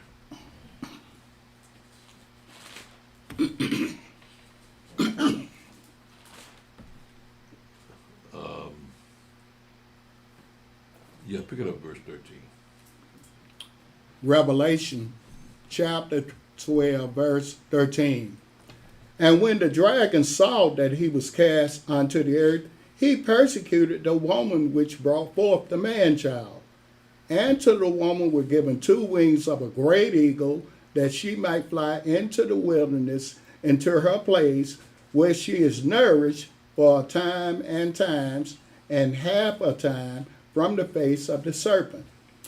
And the serpent cast out of his mouth water as a flood after the woman, that he might cause her to be carried away of the flood. And the earth helped the woman, and the earth opened her mouth and swallowed up the flood which the dragon cast out of his mouth. Now again, this woman is the house of Judah. Mm-hmm. Remember? It says in verse 13, and when the dragon saw that he was cast onto the earth, he persecuted the woman which brought forth the man-child. And to the woman were given 2 wings of a great eagle, that she might fly into the wilderness and unto her place, where she is nourished for a time and times and half a time from the face of the serpent. So again, we're looking at 3.5 years of that great the wilderness experience. And the serpent cast out of his mouth water as a flood after the woman, that he might cause her to be carried away of the flood. So we're looking at the sudden destruction of a whole continent, Mm-hmm. America. And that's what it says here in the prophecy, that she's going to fall immediately. It's not going to be a drawn-out affair. It's going to catch her off guard, and it's going to fall immediately. But we got to be out of here. So that'll be us on those boats that the dragon pours out that water to, because of the tsunamis that sinking of America is going to cause all the way around the world. So when America falls, that tsunami will come towards us. But it says here the earth is going to open up her mouth to swallow up that tsunami. Okay. What about Canada and Mexico?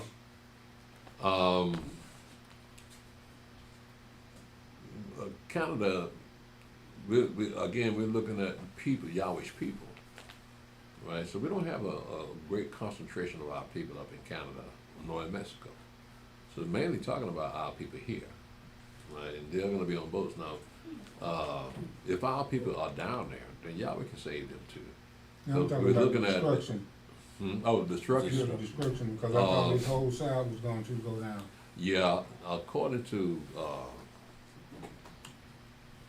the trumpets being blown out, it says 1/3 of the earth was going to be destroyed. Water turned to blood, right? So we look at, that means that if that 1/3 of the earth, then that has to be 2 more thirds of the earth to make it whole, right? So 1/3 of the earth, you're looking at Canada, America, Central America, and South America, right? And then the other 1/3 of the earth would be considered Europe, and Spain, and Africa. And the last 1/3 of the earth would be the East, China, and Japan, in Russia.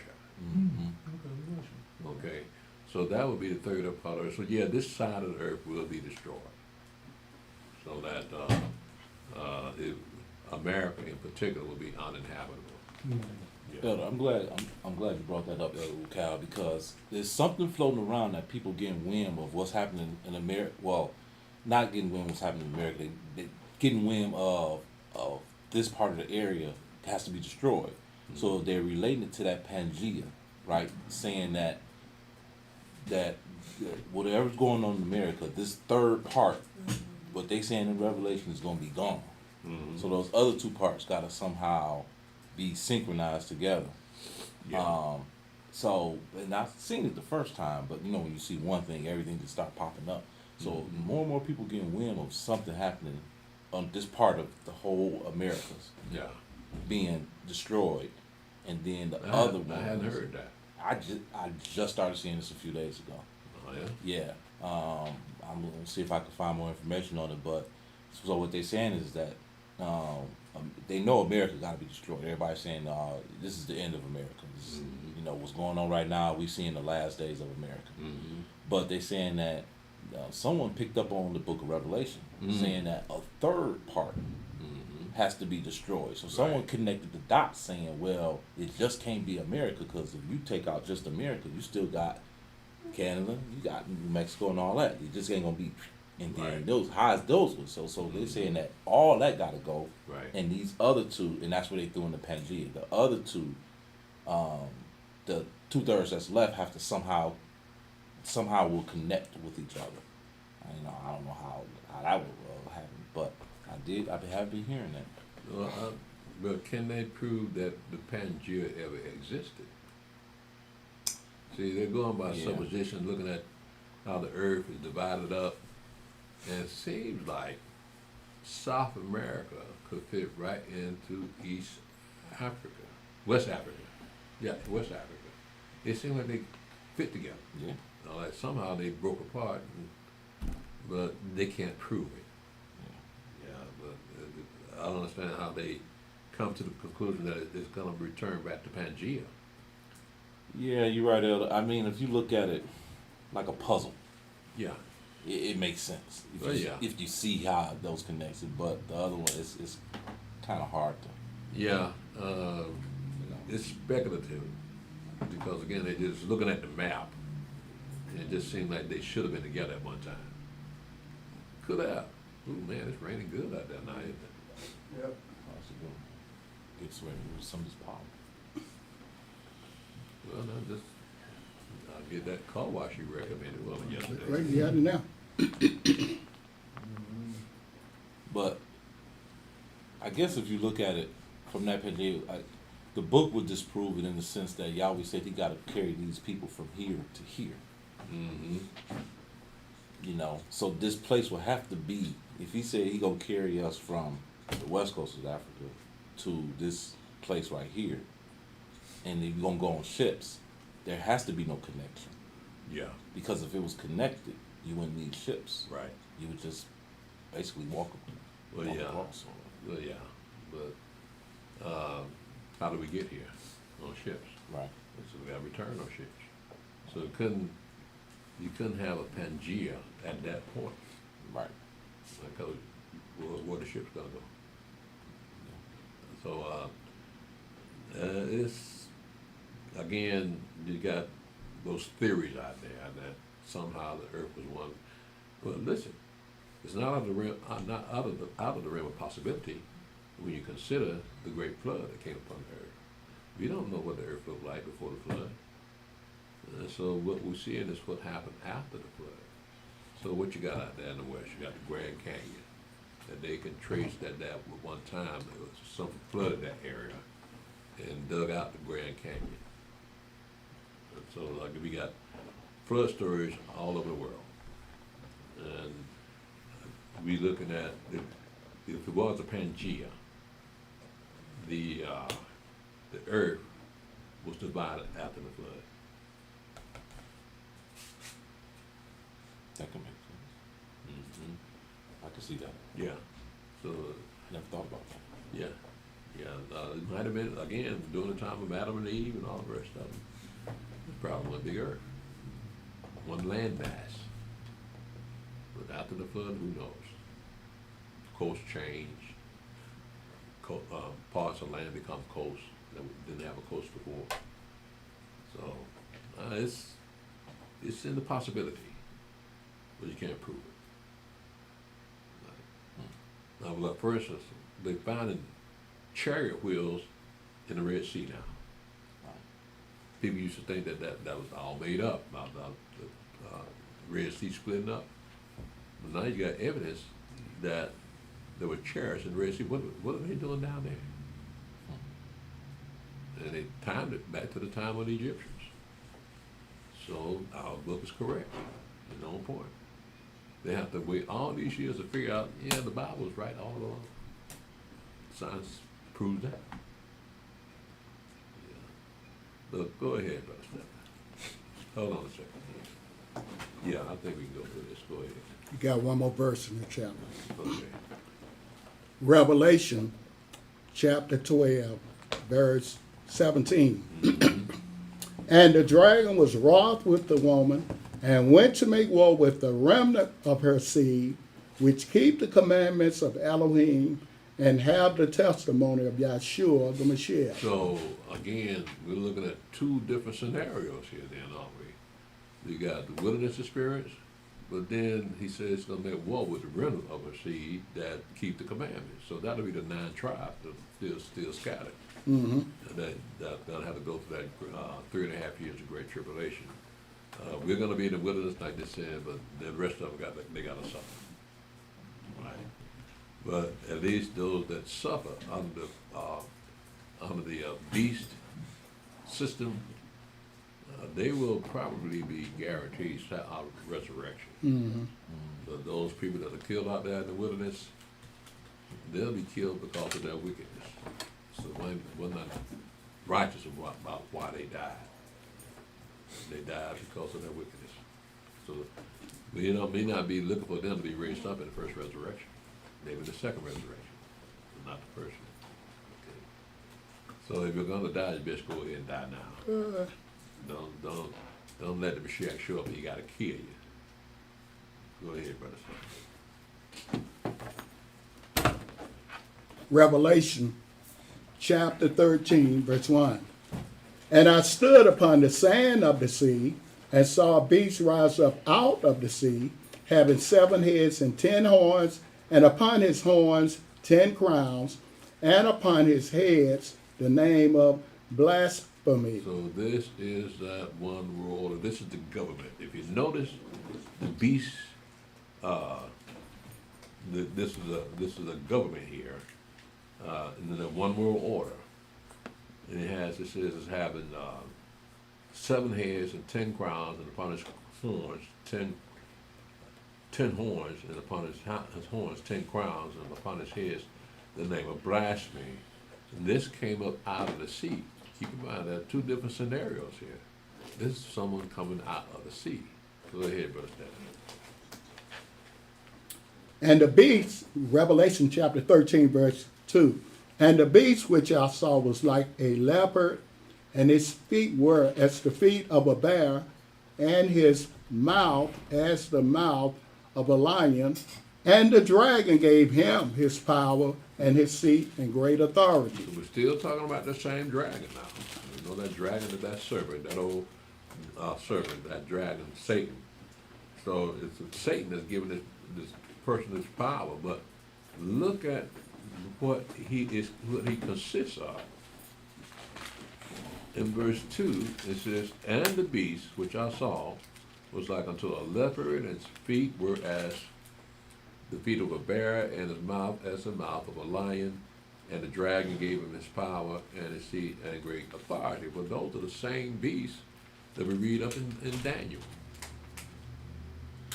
So we're looking at what's making up this revived Holy Roman Empire.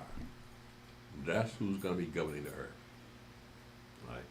So, but we see where that one world order will be getting that power and run the earth by Satan himself. Go ahead, Brother Stephen. Revelation chapter 13, verse 3. And I saw one of his heads as it were wounded to death, and his deadly wound was healed, and all the world wandered after the beast. Again, that will be the revived Holy Roman Empire, the times of the power of the Catholic Church.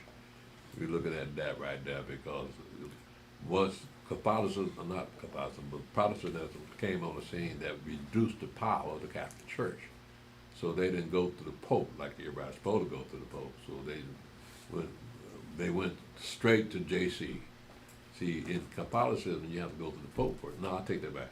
You have to go through the saints, and then you have to go through the angels, then you got to go through Mary, then you got to go to Jesus, then you get to God. So the Protestants say, no, it ain't going to happen, Calvin. We're going to break away from all that, all y'all indulgences and y'all bribes and your abomination. They want no part of the Pope. And so now, they ain't forgot us though. Pope's starting to speak too. Huh? He's starting to speak a lot now. Yeah, that's, they got the eye on us, on America. And so, they can't use America now. The Americans got too many guns. And so they were thinking that the Democratic Party would take away all the guns, but that didn't work. These white folks ain't crazy. They see what they're doing. So got too many guns over here, so they can't really take it the way they want to take it. Did you have something there? I figured it out. Well, praise God. Praise God. Go ahead, Brother Stephen. Revelation chapter 13, verse 4. And they worshiped the dragon, which gave power unto the beast, and they worshiped the beast, saying, Who is like unto the beast? Who is able to make war with him? So they openly worship Satan. Are they doing that now? Yes. They got a Baphomet up in Boston, don't they? So it's right in front of City Hall. One in Detroit too. Huh? Said there's one in Detroit too. In Detroit. They openly worship Satan in America. Yep. They don't hide it no more. I mean, the Constitution protects them. He said he got one in Alabama. You got one in Alabama? That's what the elder said. You got one. What part of Alabama? Birmingham? On the south side. Oh. But that's all over the place. What happened to my white people? It ain't just white people, black people worship Satan too. Black people in the same worship? Been in Satan worship. Been in Satan worship. When I was young, in and out of jail, prison, some of the game, remember some people in the streets, they worshiping Satan. I don't know if they were doing it right, but that's what they were doing. Those You know, They're doing it right. you know, they doing it right. those cars. It was down there by the old Omni. It was a little club down there. That's where the blacks met. They had their section. They do it. I don't, like I said, I don't know how to. I know the white people are more into violent rituals, and I think the black goth, they were more into just expression and indifference. I don't think none of them ever committed any grotesque acts. They were just indifferent. But them white goths, they were stacking bodies. So, you know, the goth is a form of Satan worship, because it's a part of the occult. Well, I imagine that's nothing new. Right. I imagine they've been doing this for years. We're just not finding out about it. And also, when I first started working out in Buckhead, I was riding down on the bus. Mm-hmm. Now, you know, when you're on the bus and you just bored, you're looking out the window, right? Mm-hmm. I know I saw a Church of the Dead right on Peach Street. Church of the Dead. A big building. Mm-hmm. Church You of the see? Dead. Yeah, I seen that. I'm glad you bagging me up, Steve, because That's right. you know, yeah. On Because when I Peachtree started Street? driving, I didn't see it anymore. But when I was on the bus, because I didn't have to go down Peachtree Street anymore. But when I was on the bus, I used to see it on the regular. It's big up there, Church of the Dead. Church of the Day, he right. Is it still there? I believe it is. I hadn't been down that way, Yeah, but it's I been know a minute what since I've been down there, because I left Buckhead about 2 or 3 years ago. Well, what are they about? What's their doctrine? I couldn't tell you, but probably I can Google it, can't They probably Google it. I? Yeah. I'll Yeah. Google, y'all will not Google it. There's a lot This of is my people first time hearing about a Right Church here of in the this Dead. area, that's worshiping Satan. Oh, in this area they worshiping Satan. In this area too, that's worshiping Satan. Oh, really? Our people. They in everything. I mean, I can't see it being done openly, but if they're in They not. somebody's house. They not hiding that what they believe in. You know what I mean? Right. Uh-huh. You know, their clothing, their cars, everything. You know what I mean? It's some of them tattoos, their clothing, their cars. Some got the little pentagram, little symbols. It's open. There's not a lot, but it's our people right here in this area. Young folk. Young folks, and some of them probably was older. The older was more discreet, you know, because of the Christians. But yeah, but it's been going on for a long time. Now I heard about witchcraft among black people. Yep. The witchcraft has been getting stronger and stronger among black women. A lot of them turning to witchcraft. Black men too. Voodoo, Black men all that. too. I mean, Santeria, E5, it's all voodoo. I mean, Wasn't they putting that in the schools, elementary schools at one time? One of those. a lot of kids are into it because their parents into it. Yeah. Because of the rappers, you know what I mean, rapping about it. You know, it's a big thing. I don't know why, but they started rapping about it, so it's just the more got kids too. Like Really? the Wu-Tang Clan. Like the whole community, my whole community at one time was like almost E5. With the chapel, like all of them just, it's crazy. You got dogs and frogs sitting there watching it. Where's this at? On top of Birmingham, Birmingham. mm-hmm. Birmingham? You would right think in that, front of the church. They got a Baphomet in Birmingham? you wouldn't think that'd be in Birmingham, Alabama. It's Maybe it's Southside. Birmingham, England or something. Birmingham, Alabama. The ham. The ham. The ham. The ham. I've been there. Uh-oh. Well, in Alabama, they must have moved from California to Alabama or something. I don't know. Yeah. Here you go. okay. But a lot of it got to do with the hypocrisy of the Christian church. People see it, think that's supposed to be right, but you see the hypocrisy, you see they don't know what the hell they talking about when you read it. So a lot of people just like, I ain't gonna have nothing to do with that. We'll go over here and do this and do that. You know what I mean? So they're living for the now. Yeah. They're not living for the future. That's what the Quran say too. You want to learn magic so you can have your money in front of now instead of for the next life. So that's what they do. I told somebody that, I'm like, oh. They start thinking, you know what I mean? Yeah.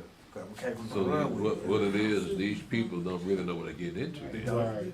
They don't. It's just like a lot of the Asian tattoos. I was talking to one Asian guy, and a lot of them don't do the tattoos now. Mhm. But I asked him about this tattoo on another. I was like, "What do that say?" He said, "That fool don't even." He said, "That fool don't really know. That don't say nothing." He said, "Just a design." He said, "Don't say nothing. There's no Asian language that got that." So they're not really words then. Right. They're just symbols of. Hmm. What kind of thing? It's like you think you're reading a Asian language, right? You're looking at an Asian language. But he says it's not even a word in no Asian language. That's what he told me. He said a lot of that stuff these black folks and white folks put on them don't have nothing to do with the Asianic language. Well, when it comes to tattoos, I'm glad I'm too dark to get one. Hell, I've seen It'll people still darker show than up. you. They No, have see, tattoos. Right. if they tattoo me, at nighttime the tattoo disappears. So what's the point? What you got a light on? Yeah, but you ain't gonna see it in the dark, in the wilderness. You ain't gonna have no electric lights out there. Light switch. So y'all gotta consider these things. All the conveniences that you have now, you're not gonna have them in the wilderness. You have a lamp. Oh, you gonna bring a gas in lamp out there? No. You'll have a fuel source. So where you gonna plug the plug in at? No. You'll have a fuel source to have a lamp. You think we have generators out there? No. Where you gonna plug in? You still gotta You plug it gotta in plug somewhere. generators, that gas power, propane power. Where you gonna get the gas? We got one was traveling through Africa. Stacked up on propane and gas was traveling through Africa. Who gonna Yeah, care? you do have propane out there. We gonna carry, we ain't got nothing else to do. I'm gonna carry it. I mean, I carry it, but I'm just saying. You think? What about your clothes and the shoes and all that stuff? How are you gonna get that? Also, you can't wear the same clothes 3.5 years. You're right. You're right. And what makes you think you can hold on to that stuff? That's right. You're right. Get on the cruise Somebody with gonna that take it stuff. from you? Yeah, huh? Somebody gonna try to take it You from you? already know. Jay smoking on them. Imagine that, Elder. So yeah, let's try to be practical about these things. We gotta They try. had lamps back in the day, Dale. They had candles. When? Out in the wilderness? No, they didn't. Candle wasn't invented back in the days. So when it talks about the candlestick, the menorah, it's talking about lamps, not talking about candles. So they didn't have candles back in those days. Well, how about the pillar of fire? They had some. That was back then. That was nearly 3,000 years ago. Yeah, but we'll have candles. And how long you think that's gonna last? Yeah, You got a candle that lasts 3.5 years, No, not really. and you can hold on to that candle around a bunch of black people. We got beeswax candles. And your tent gonna be the only tent that's got light in it. Say it again. They got beeswax candles. Well, that's two. I saw this video one time, and this guy made some, I think I saved it. And he was camping. And he made this stuff that you can set a candle with. I mean, you can, it'll ignite eventually. But it was made with something, he made it up. And he kept it in it was a little ball, and he kept it in foil. Well, But it was made of natural stuff. so will you find all that natural stuff out there in the wilderness? You wouldn't, like, that'd be, I don't know what's gonna be in the wood. We don't know. you don't know. But we But gonna have if light. it is, all that stuff can be used. We gonna have light. Oh, really? If you know how to use it, Elder, it'll be used. Well, praise God for Have you. the knowledge to know what you're looking at. Elder Dad, you King, got the moon. we was camping one time, and Elder King was creating fire out of, Two some rock. fumes. Elder King, Did what now? he was creating fire out of some element, and, but he was, it's his ways you can make fire, but I'm thinking more than likely, we're gonna be led by the, pillar of fire, and the cloud. Well, again, we don't know at how that's night. gonna So, work I out. like you said, First it's of all- gonna be impossible to be carrying a lot of that stuff. The thing about the pillar of cloud, pillar of fire was to protect the children of Israel from any Right. outside forces. Yeah, but you. Now, we won't have any outside forces coming after us like it was back in the day. Right. So what's the point of having a pillar of cloud, pillar of fire? Well, I recall Elder Yaakov saying one time about, we're gonna be able to look while at night by all of the, fires and the weapons, the destruction from, those weapons. And by daytime, it's gonna be like smoke. We're gonna, So do we go toward the fire or do we Yeah. go away from the fire? Do we going go toward the smoke? or do we like away it's from the like, smoke? it's gonna be like a guide for us. I mean, I don't know, but, They say you can make fire out of sap. I forgot about that. Out of what? Sap. Sap, I Tree know, sap. tree sap, Tree sap? yeah. Y'all know how to make fire out of tree sap. I forgot about it. there's gonna be trees out in the wilderness. They got trees in the wilderness. I look at it like this. And all Yahweh them- bring all us them in the land. sap-producing trees. We ain't gotta worry about the wilderness. I know. Yeah, it's gonna be angels out there. Yeah, So, yeah, you won't be by yourself. a lot of things just conjecture. The main thing about that wilderness experience is that there's gonna be a lot of healing out there. Mm-hmm. And that's Praise what, God. that's what we need. We need a lot of healing out there. Praise God. 'Cause we have a lot of affliction. We've been afflicted for 400 years in this bad boy. So that has affected us both mentally and physically. So of all the people that need to be out there, you're gonna in the wilderness again. It's gonna be very fertile. You're gonna have healing waters out there. So if any physical maladies that you have, you'll be healed of them. It'll be just like it was when Mashiach was here healing people. It'll be like that too. 'Cause you're in Judah, and you're gonna come out that wilderness ready to fight. Okay. Now I'm not gonna have time to go through chapter 13 here, so I'm gonna stop here and open up the floor for questions. But before we dismiss, does anyone have any questions? Good class. Okay. Let me go ahead and make sure I put this in here. I gotta find it, though. I lost my place. Revelation 13. Verse 13. Where's 6?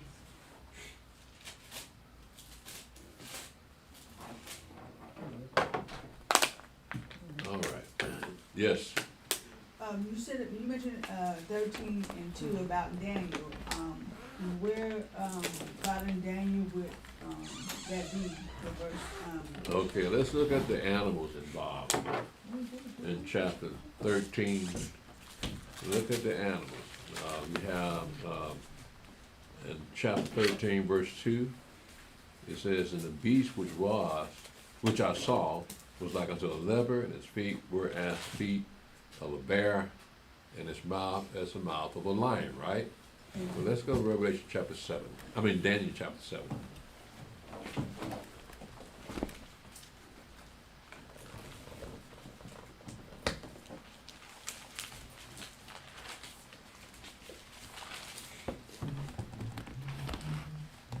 And Brother Stephen, pick this up at verse 1.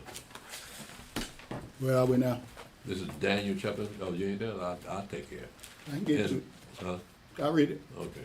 Daniel chapter 7, verse 1 to verse 7. In the first year of Belshazzar, king of Babylon, Daniel had a dream and visions of his head upon his bed. Then he wrote the dream and told the psalm of the matters.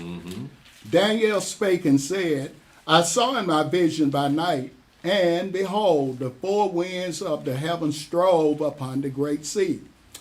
And four great beasts came up from the sea, diverse one from another. The first was like a lion and had eagle's wings. I beheld till the wings thereof were plucked, and it was lifted up from the earth and made stand upon the feet as a man, and a man's heart was given to it. So again, what did it look like? A lion, right? Well, that's part of the government we see in Revelation 13 in verse 2. It says, and the beast which I saw was like unto a leopard, and his feet was as the feet of a bear, and his mouth as the mouth of a lion. So we've got two mentions of a lion, aren't we? Don't we? And again, we're talking about empires in chapter 7. All right? Whereas what we hear in Revelation 13, we're talking about a singular government composed of the same elements that we see in the book of Daniel. These beasts. Go ahead, Brother Stephen. Daniel chapter 7, verse 5. And behold, another beast, a second like to a bear, and it raised up itself on one side, and it had 3 ribs in the mouth of it, between the teeth of it. And they said thus unto it, Arise, devour much flesh. So this is the bear. Again, we read up in the book of Revelation, chapter 13, it had the feet of a bear. Right? Go ahead, Brother Stephen. Daniel chapter 7, verse 6. After this I beheld, and lo, another like a leopard, which had upon the back of it 4 wings of a fowl. The beast had also 4 heads, and dominion was given to it. Again, there's another other portion, that one world order, the leopard. Well, we read about it in Revelation 13. But all these components are part of a one world order. So all these beasts that we just read here, we just read them again in Revelation 13. And so, go ahead, Brother Stephen. Daniel chapter 7, verse 7. After this I saw in the night visions, and behold, a 4th beast, dreadful and terrible and strong exceedingly, and it had great iron teeth. It devoured and brake in pieces, and stamped the residue with the feet of it, and it was diverse from all the beasts that were before it, and it had 10 horns. So this particular beast is much different from the previous beast that we read about here, because in previous beasts we have one like unto a lion, and one like unto a bear, and one like unto a leopard. But this 4th beast, he's not like any of those things. So this is a different beast here, but it's still an empire. We're talking about empires here. We got the Babylonian Empire, you got the Medo-Persian Empire, you got the Greek Empire, but then now you got in verse 7, that would be the Roman Empire. And so that's why we say, for instance, in Revelation 13, in verse 3, it says, "Now so one of his heads as it were wounded to death, and the dead wound was healed, and all the world wanted after the beast." That would be the Roman Empire. But the Roman Empire is going to come back to life. It's going to be the Holy Roman Empire, the revived Holy Roman Empire. So, as you remember, in this fourth beast here we read about in Daniel, it was talking about the Roman Empire, but eventually the Roman Empire evolved in what we have now as the Catholic Church. It's still the Roman Empire. They just moved from state to ecclesiastical, but it's still the Roman Empire. Did that help you, dear, in explaining what that verse meant? So again, it's a mixture of what we've already had before. Does anyone else have any questions? Yes.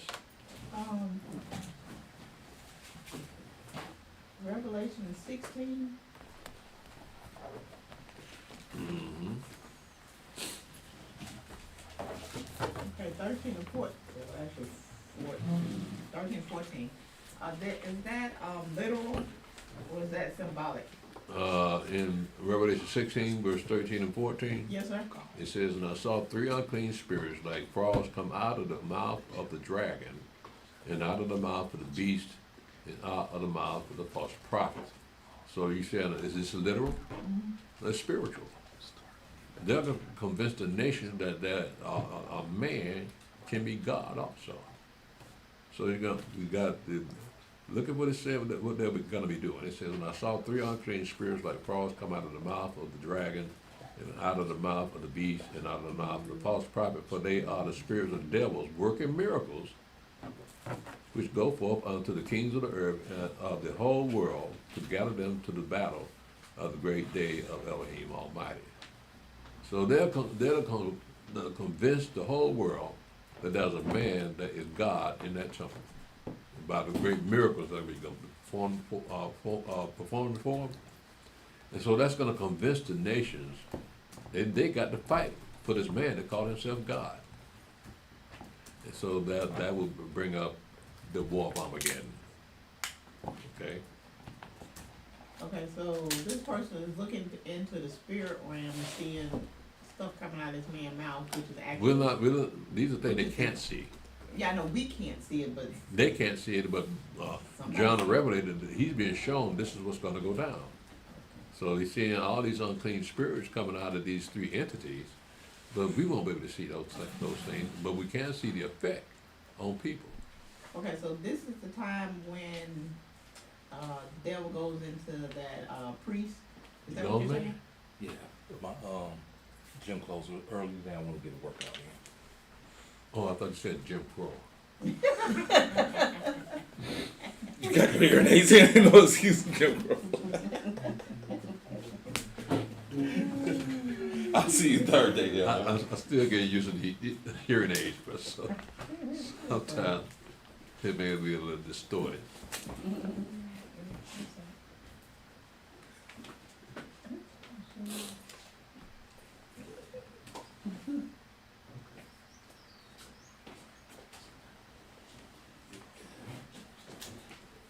Okay. Okay, so you were saying that this is the time that the devil goes into that man and he's saying that he's God? Yeah.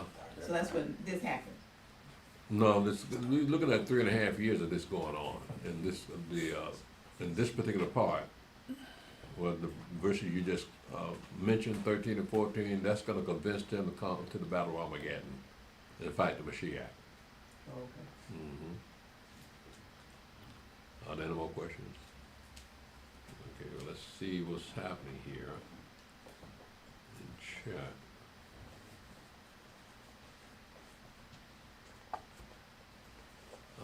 You got me on Facebook and YouTube too? Yeah, just go to Restream and this should be up. Go to where? Go to your Restream and you just go to you should be already up in your chat. Well, I see something say Restream. I don't think I'd find, I wanna mess nothing up. I got a whole lot of statements and questions, I wanna see them. So where are we here? I hit chat, Open your screen. open this. Yeah. Uh, Okay, just scroll all the way to the top. So I ain't no picture over here then, huh? You still got me though. Yeah, you rolled them. Okay. All right, I have, Julius Brown at the top on YouTube. Yep. Shalom, Julius Brown. Shalom, Brother David. Shalom, Brother Abraham. Missed you at the feast day, my brother. Shalom, Julius Brown again. Shalom, Sister Naraya. Shalom, Elder Tobiah. Shalom, Brother David. Shalom, Kujo Goody says, yep, Yah for these classes. Praise Yah for these classes. And the work you brothers and sisters put in to get this truth out of to the lost sheep. Nah. Praise Yah, bro. I'm old. I should be doing these things.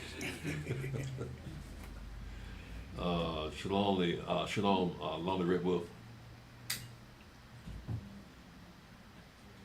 Shalom, Seeking Ben Israel. Shalom, Brother Ezra Ben Israel.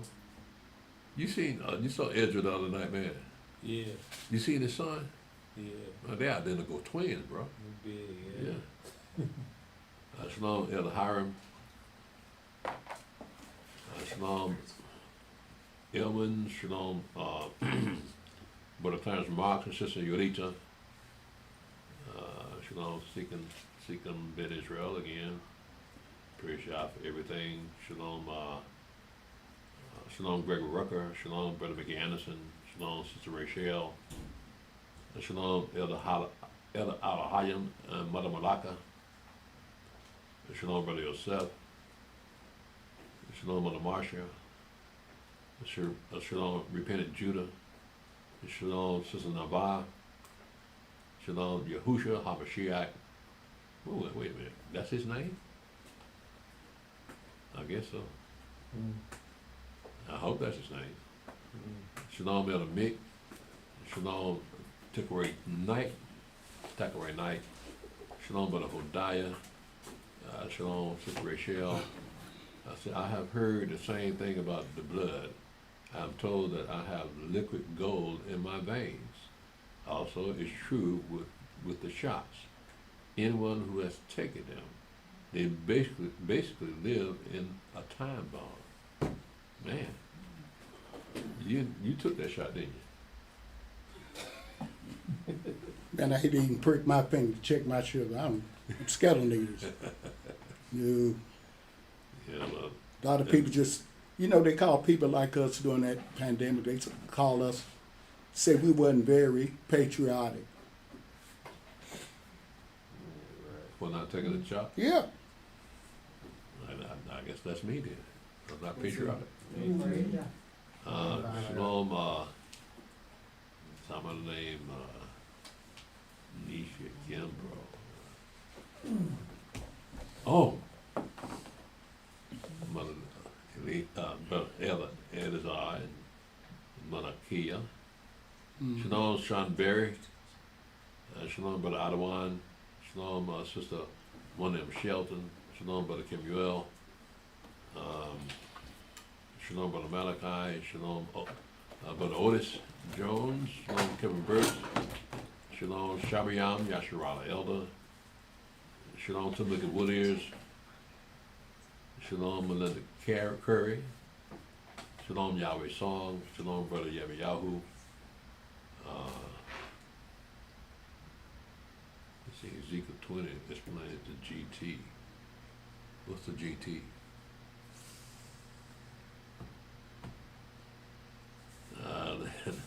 They got homework to do.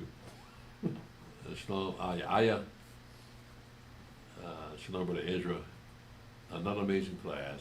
When we read about the two witnesses, two candlesticks, and the two olive branches, were they all angels or spirits? Well, all angels are spirits, but not all spirits are angels. Mhm. So these, it says, two anointed ones, that means they were angels, because you really can't,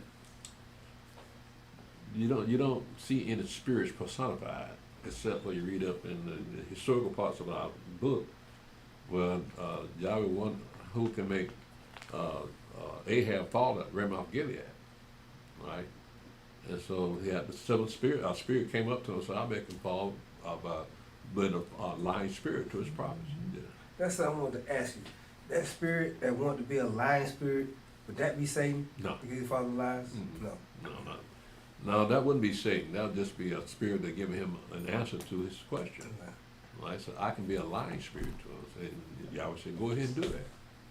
Right? But that wouldn't have been, he wouldn't have been at the level of evilness as Satan would be.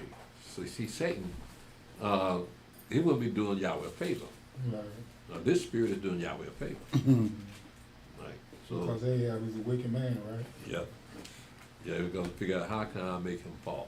He has the power of death too, so he would be happy to make Ahab die, right? Yeah.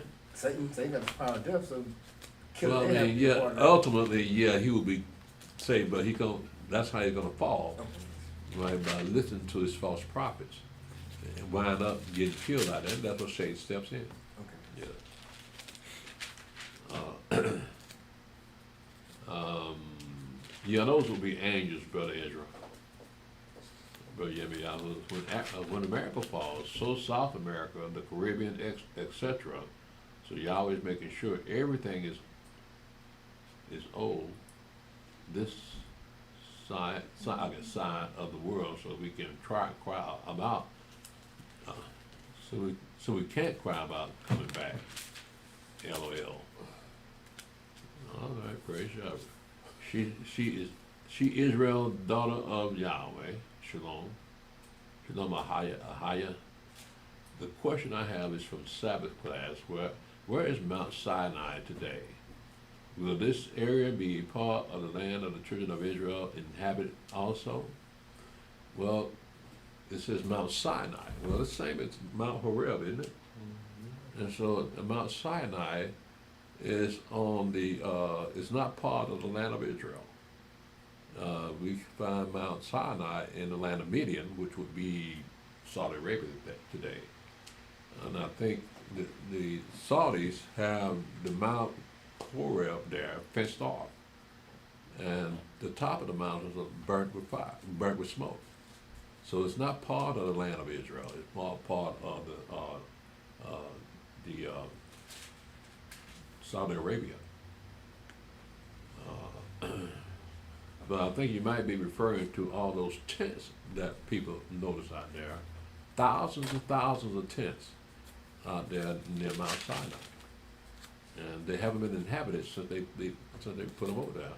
But here lately, some of those feast days that they have, they do allow people to stay in those tents. Mm-hmm. But they've been out there a very long time as if they were expecting somebody. Yeah. But that's not, I guess you can't consider that part of the wilderness experience too. I ain't consider that. Because we spent most of our time around Mount Sinai. And then we moved on. But nevertheless, you do count that as part of the wilderness experience.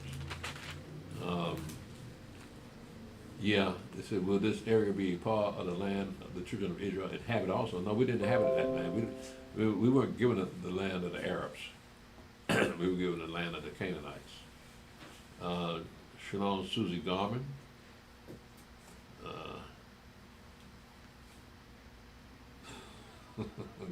Did you fall on it? Okay.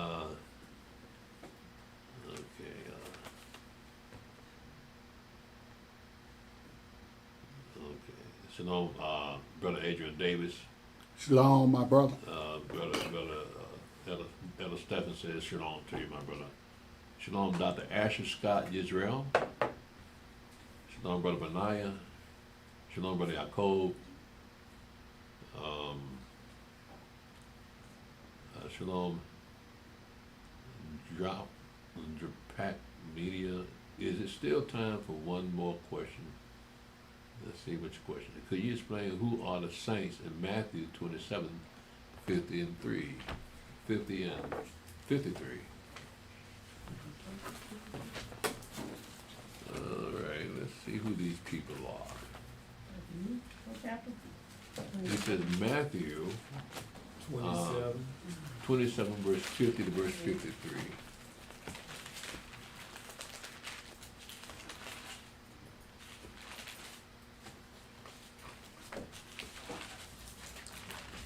It says, let's see, what is the question? 27, 50 to 53, it says, Yahshua, when he had cried again with a loud voice, yielded up to the Spirit. And behold, the veil of the temple was rent in two from top to the bottom, and the earth quaked, and the rocks rent. And the graves were opened, and many bodies of the saints which slept arose, and came out of the graves after his resurrection, and went into the holy city, and appeared unto many. So the question is, who are the saints in that particular verse, right? Well, let's take it all the way to the beginning when we first hear the word saints. Let's go to Deuteronomy. I think it'd be Deuteronomy 33. Let's see, I believe I'm right in that.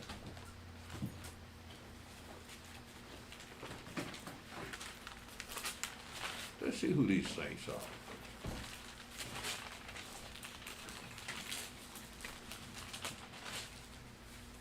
In Deuteronomy 33, and this is when you first hear the word saints.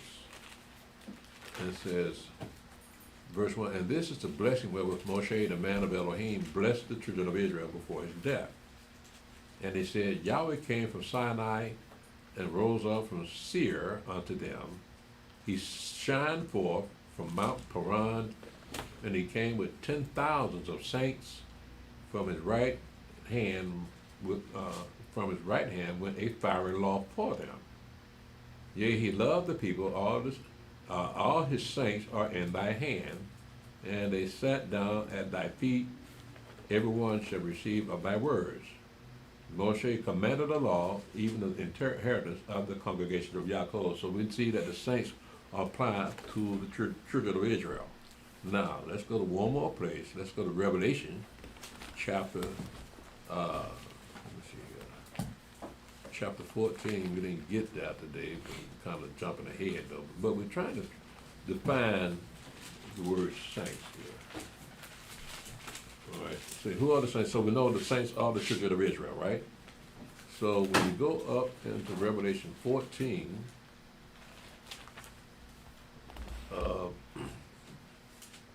in verse 12, it says, here's the patience of the saints.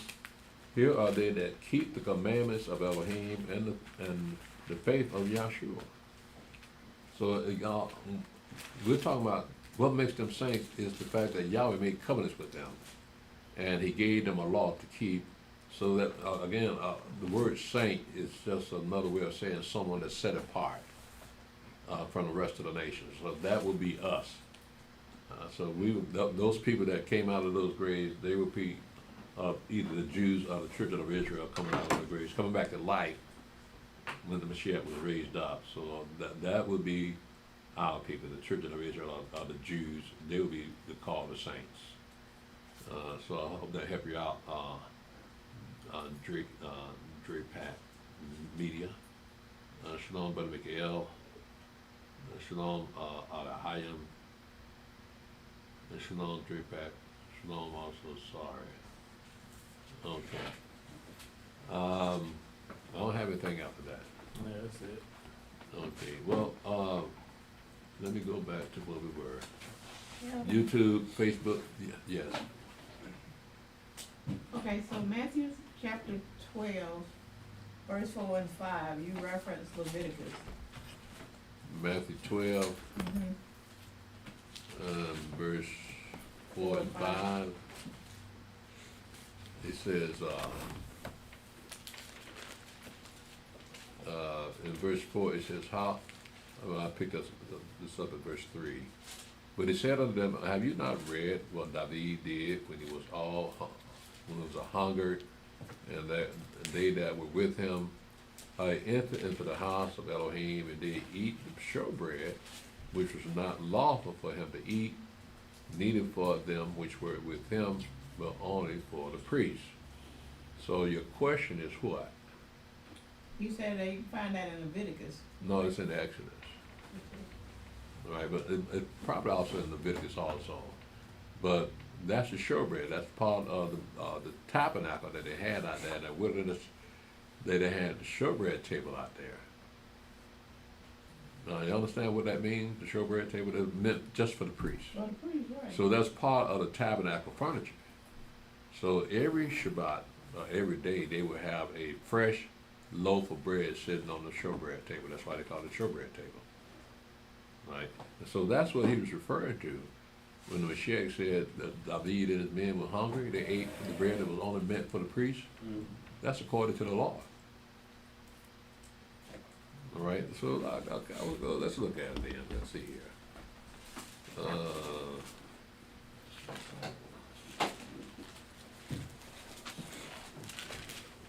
Let's see here.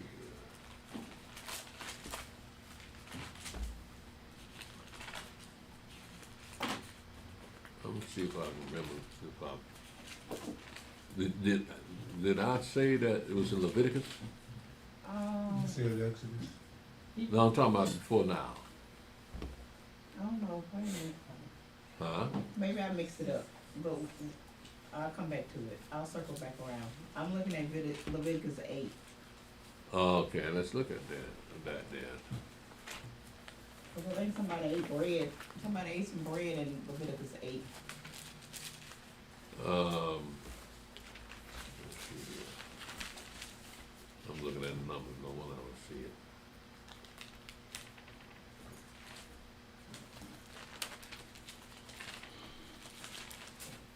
Leviticus 8 and let's see here.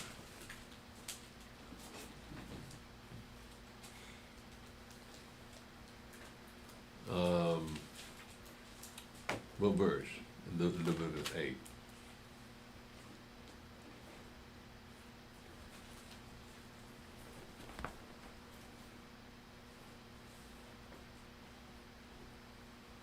Oh, okay, 31. They don't have 31 chapters in Leviticus. No, 8 and 31. 8 and 31. Mm-hmm. Okay. And Moshe said unto Aaron and to his sons, boil the flesh at the door of the tabernacle of the congregation, and thou eat it with the bread that is in the basket of consecrations, as I commanded, saying Aaron and his sons shall eat it, the flesh, and that which remaineth for the flesh and of the bread shall you burn with fire. So is that what you're referring to? Is that the same bread? No. Okay. No, we're looking at, again, what the Mashiach was referring to was the showbread Okay. that the priests always set out every day. Right, so that, what they would eat, what they were doing here in Leviticus 8 was part of the consecration ceremony, giving them the authority to be priests over the children of Israel. But according to the law, that bread, that showbread bread, and that bread that they ate was not the same thing. The bread that we read in chapter 8, again, was to consecrate the priests in their priesthood. And the law concerning the showbread was they're supposed to have it every day. Okay, and that's Exodus what? Let me see here. That would be Exodus 25 and 30. Let me see here.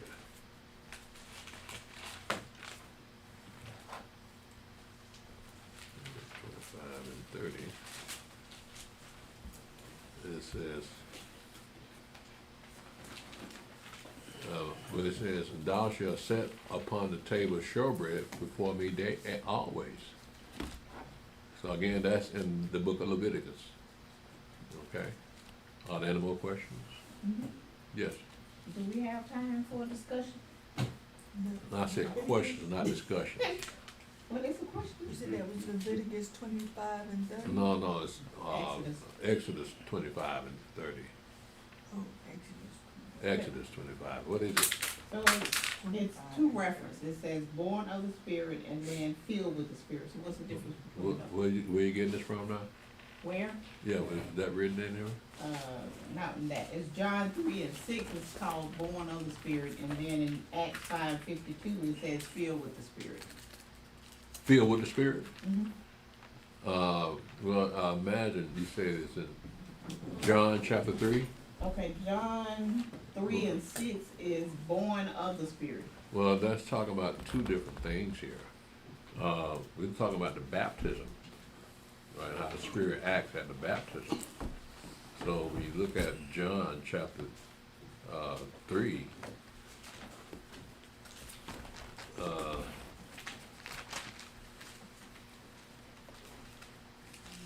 in verse 1 it says, there was a man of the Pharisees named Nicodemus, a ruler of the Jews. The same came to Yeshua by night and said unto him, Rabbi, we know that thou art a teacher from Elohim, though no man can do these miracles that thou doest except Elohim be with him. Yeshua answered and said unto him, Verily, verily, I say unto thee, except a man be born again, he cannot see the kingdom of Elohim. Nicodemus says unto him, How can a man be born when he is old? Can he enter the second time into his mother's womb and be born? Yeshua answered, Verily, verily, I say unto you, except a man be born of water and of the Spirit, he cannot enter the kingdom of Elohim. That which is born of the flesh is flesh, and that which is born of the Spirit is spirit. Marvel not that I said unto thee, You must be born again. The wind bloweth where it listeth, and thou hearest the sound thereof, but cannot tell whence it cometh and whither it goes. So is everyone that is born of the Spirit. Mm-hmm. All right, so you're looking at this particular description of what the Spirit does is that people that are born of the Spirit would be doing spiritual things, doing spiritual works. Now, the other way of you putting that was putting out those that. No, I had another question. Okay, so. She was saying, what's the difference between being born in the Spirit and filled with the Spirit? Filled with the Spirit, Right, okay, right. okay. Okay. Like in Acts. So, Okay. wait a minute. John is talking about the baptism and, Filled with the Spirit? no, born of the Spirit. Well, we just read it. Well, we just read, right. Uh-huh. So that's part of baptism and spiritual works. Yeah. Okay. So when someone is filled with the Spirit, it's something that they do spontaneously. Mm-hmm. Okay. Right? So you ain't really expecting it, but for some reason the Spirit came upon them. They're saying things that are spiritual. Right? So that would be called someone's filled with the Spirit.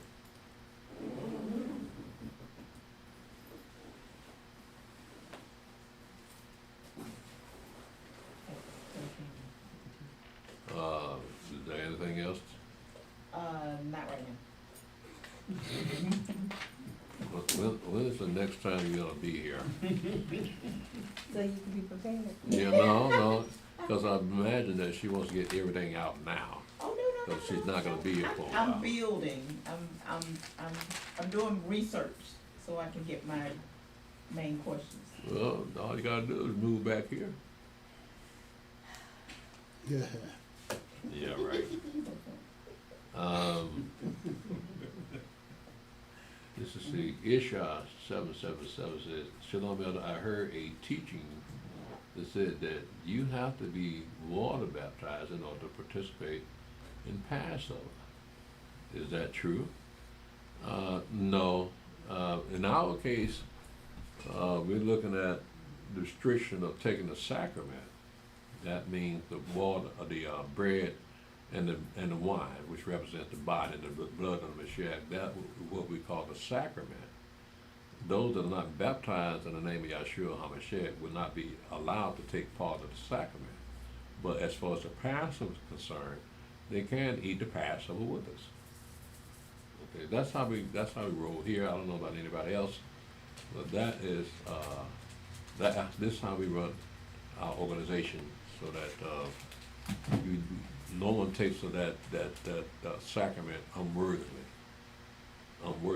So, yeah, we're only allow the people that have been baptized in the name of Yeshua HaMashiach. Okay, I don't have anything else here. Is that anything else?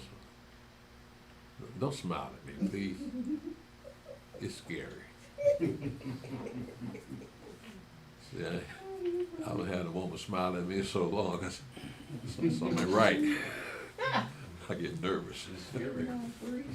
I have a right to get nervous when they smile at me, because they have no reason to smile at me. Okay, I'm gonna go ahead and get out of this. All right. We're gonna stop here, Facebook and YouTube. And as far as our next class is supposed to be on this coming third day, which is Tuesday night, we're gonna have a history class, because that will be the last day of the Feast of Unleavened Bread. So we'll have to tune in for that particular day. Also, we have a sisters only class on the fifth day, which is Thursday night at 8:00 p.m. And lastly, we have a Sabbath service, that seventh day of the week, which is Saturday at 1:00 p.m. So I hope I helped you out, Facebook and YouTube. Good questions, appreciate it. And join us for the end of the Feast of Unleavened Bread, the seventh day of the Feast of Unleavened Bread. Yahweh bless you and keep you. Shalom.